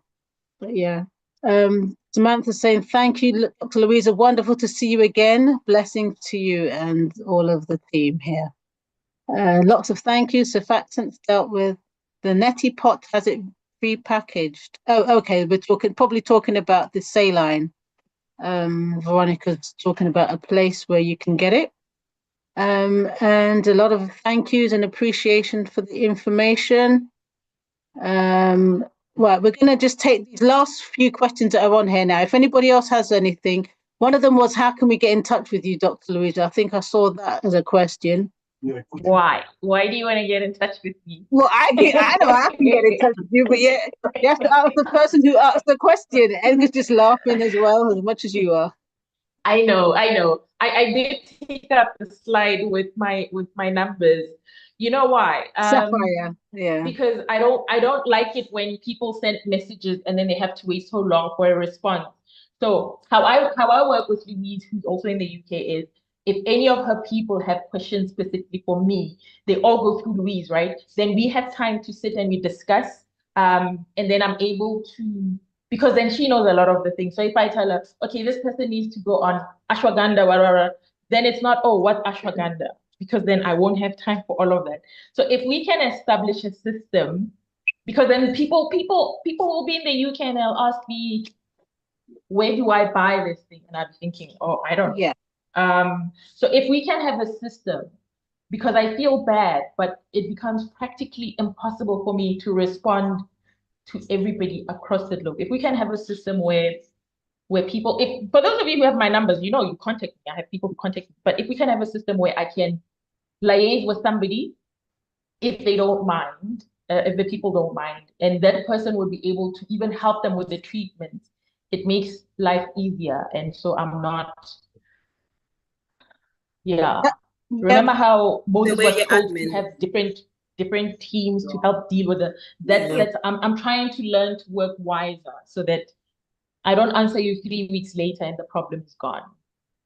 That makes sense. That really does. And I appreciate that response as well. So people can still work with Louise Reed. So work with Dr. Louisa.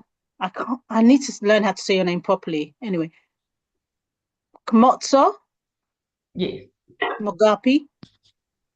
It's a, like I you're hearing that something phlegm. Mogapi. Okay. Dr. Louisa Kgmotso Mogapi.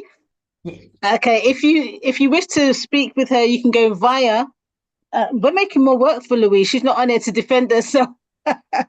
Louise Reed. I don't think she would mind because a lot of the things, because we have established such a seamless working relationship, because she does intakes as well. So I'd be able to say, look, this one, she needs to be taken in. Or can you tell them to go do these blood tests? And then if I need to speak to the person directly, then I'll be like, okay, Louise, let me speak to this person because I've got a whole mountain of questions. But she'd be able to help you as a person implement, because if there's more you need, that's why I try to make my presentation so informative. This is how the body works. This is what has gone wrong. This is what you're supposed to do. Now, if you need an individualized program, that takes some time to put together, and then you won't know even how to do it. So if you work with somebody with a medical missionary who knows how to do this, so if you guys don't mind, yes, ask Louise. I don't think she would have a problem with people liaising through her. I'll just add to what you're saying. Can you please get us the promo for the program that you're going to do with Louise?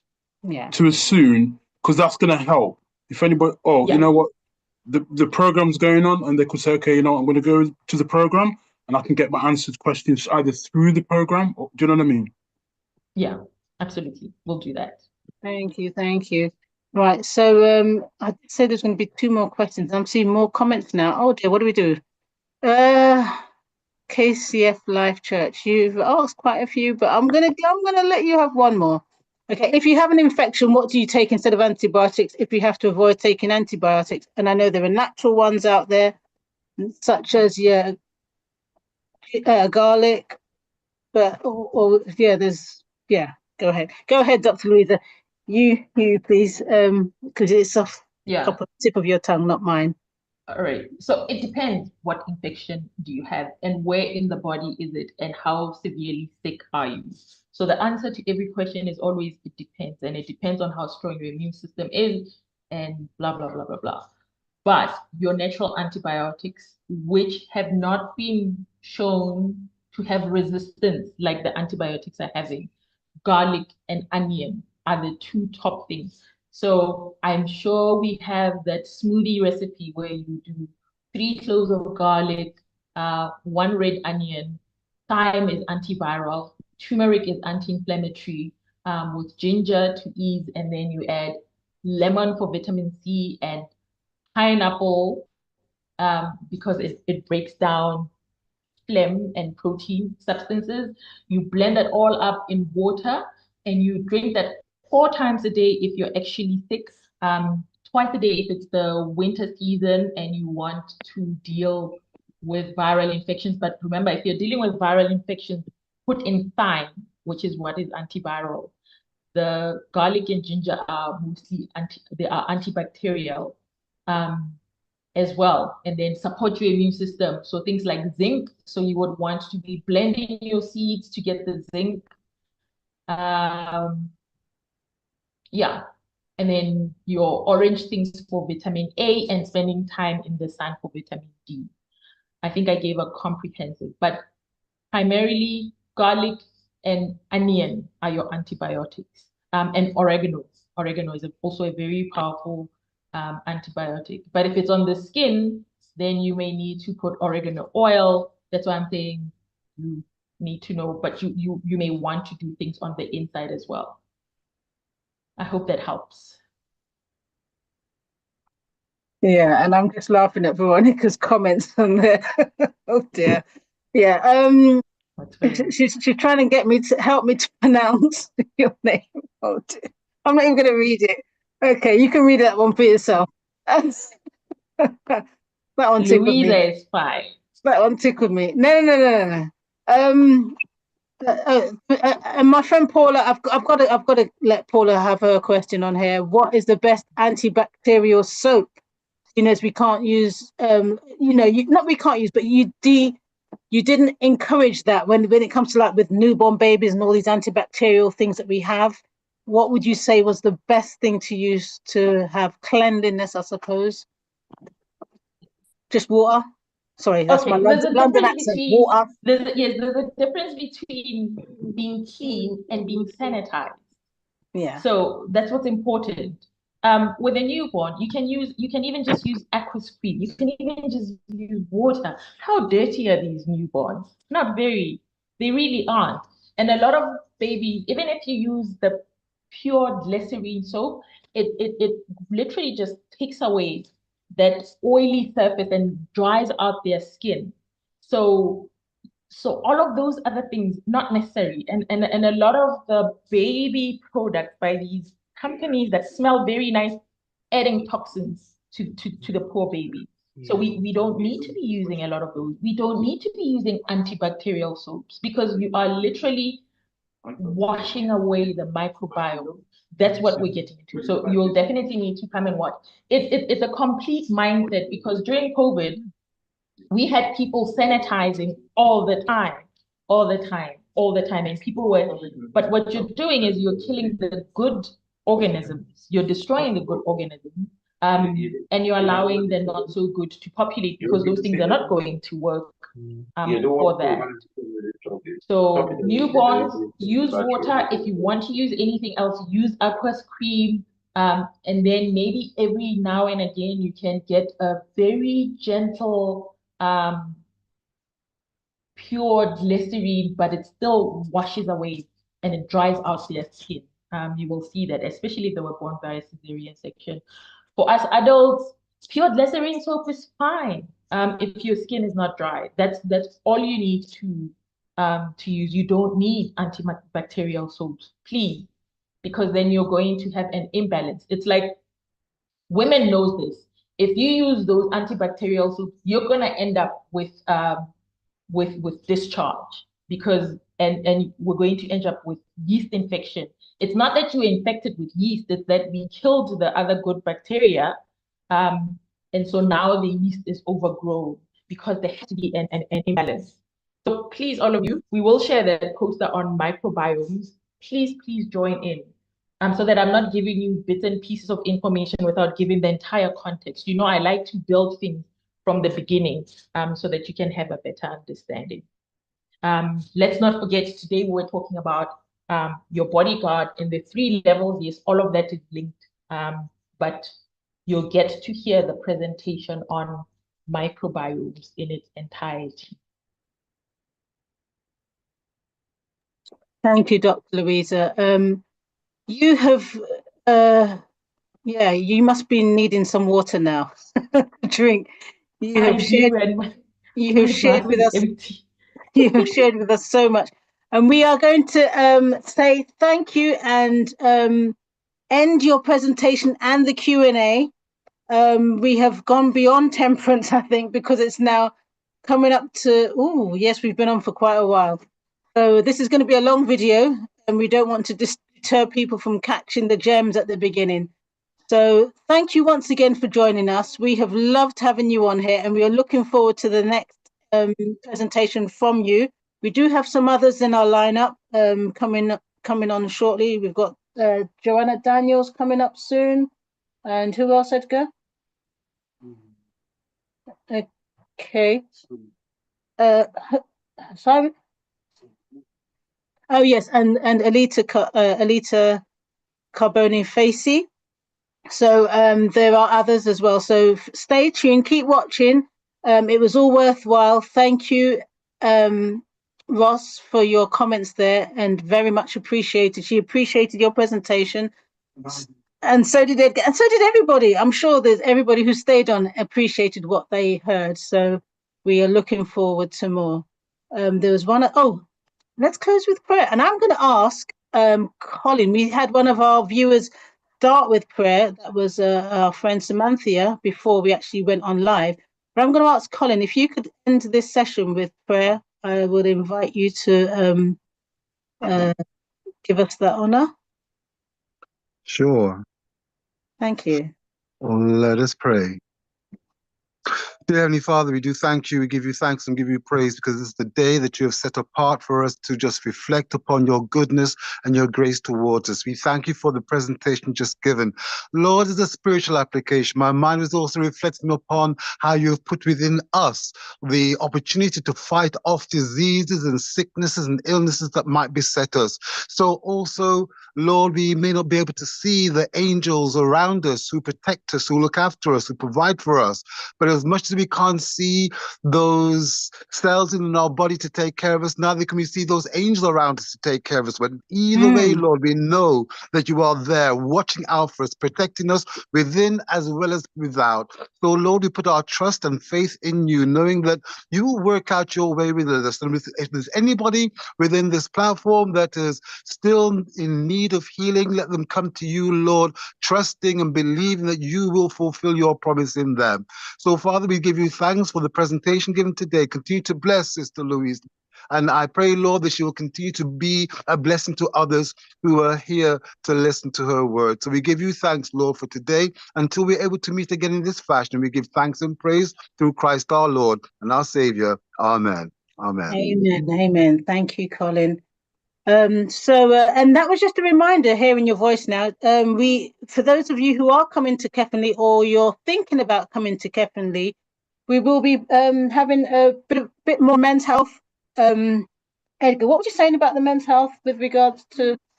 Trio. We're going to have a trio of Edgar, you say.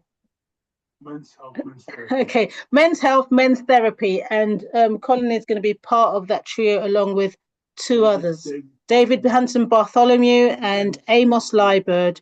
So they will be coming. They'll have their massage benches, and they'll be able to support the men's health live at Kevin Lee.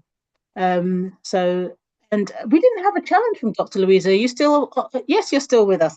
I saw when you did the restoration that the first one, trust me, the first one is a challenge. But do you have anything particular that jumps out that you would like to leave with our viewers as something for them to work on? Just, there's plenty that we can all work on, but any one thing that jumps out that you could say, I'm going to challenge you to this, and the next time I come on here, I want to hear how you've got on. Speaking from what I've been seeing with a lot of my patients currently, I would definitely say sleep. Yeah. I'm sleeping under the influence. I know you say it's a challenge, but I will tell you why. You can do a lot of the other things, but if you're not allowing your body to rest, you're going to be stressed the following day. Your digestive system is not going to work very well. You're going to be susceptible to infections and disease. The others are easy to do, so it's not a challenge. It's easy for you to go and find time to sit in the sun. But quality sleep under the influence of melatonin can be challenging. So one, get in bed by 9, right? And make sure that you're not having your phone on, because the scrolling, I know we all scroll, right? And it releases dopamine. That's why it's addictive. Stop. It's still light out here at 9 o'clock. Yeah. The sun sets late. Yes. then when the sun is setting, right? After the sunset, so 10. You want to sleep under melatonin. You want your body to be in rhythm to the clock outside. Make sure the room is cool enough so you can fall asleep. And if I know a lot of people, their mind is overworking when they try to sleep. Find a good herb, either ashwagandha, valerian, or hops, to help you sleep. Remember, the sleep that you get under sleeping tablets is not the same thing, because your brain waves are like. So you don't want to be knocked out. You want to be having restorative sleep. So that is my challenge to all of us, getting restorative sleep. Yeah, as soon as I saw your list go up, that was my challenge anyway. So thank you. But that's what I've been seeing, that a lot of people are challenged with. So I have to throw that back in there, because there's no point in giving you a challenge and things you can do, like drinking water. We all need restorative sleep. Otherwise, we're going to get sick and our immune system is not going to function properly. Yeah, that is brilliant. Brilliant. Thank you. And goodbye, everybody. Lovely seeing you, Colin. Lovely seeing you, ever with a bright smile as well. Beautiful, beautiful. Thank you so much. So those of you who are on YouTube, thanks for joining us. Thank you for the love hearts, Veronica, and everybody else who's participated, whether it's been through comments, whether it's just through listening, being here as part of our family, our TTI family. We love you, and we look forward to spending more time, and hopefully maybe one day we'll get Dr. Kgmotso over here in the UK and watch this space. Watch this space. Thank you. So, Charlene, are you available to? Yeah, there's a. I don't know if that's. I think that's a Charlene love heart. Are you available to? End. You've done it. Okay. Thanks.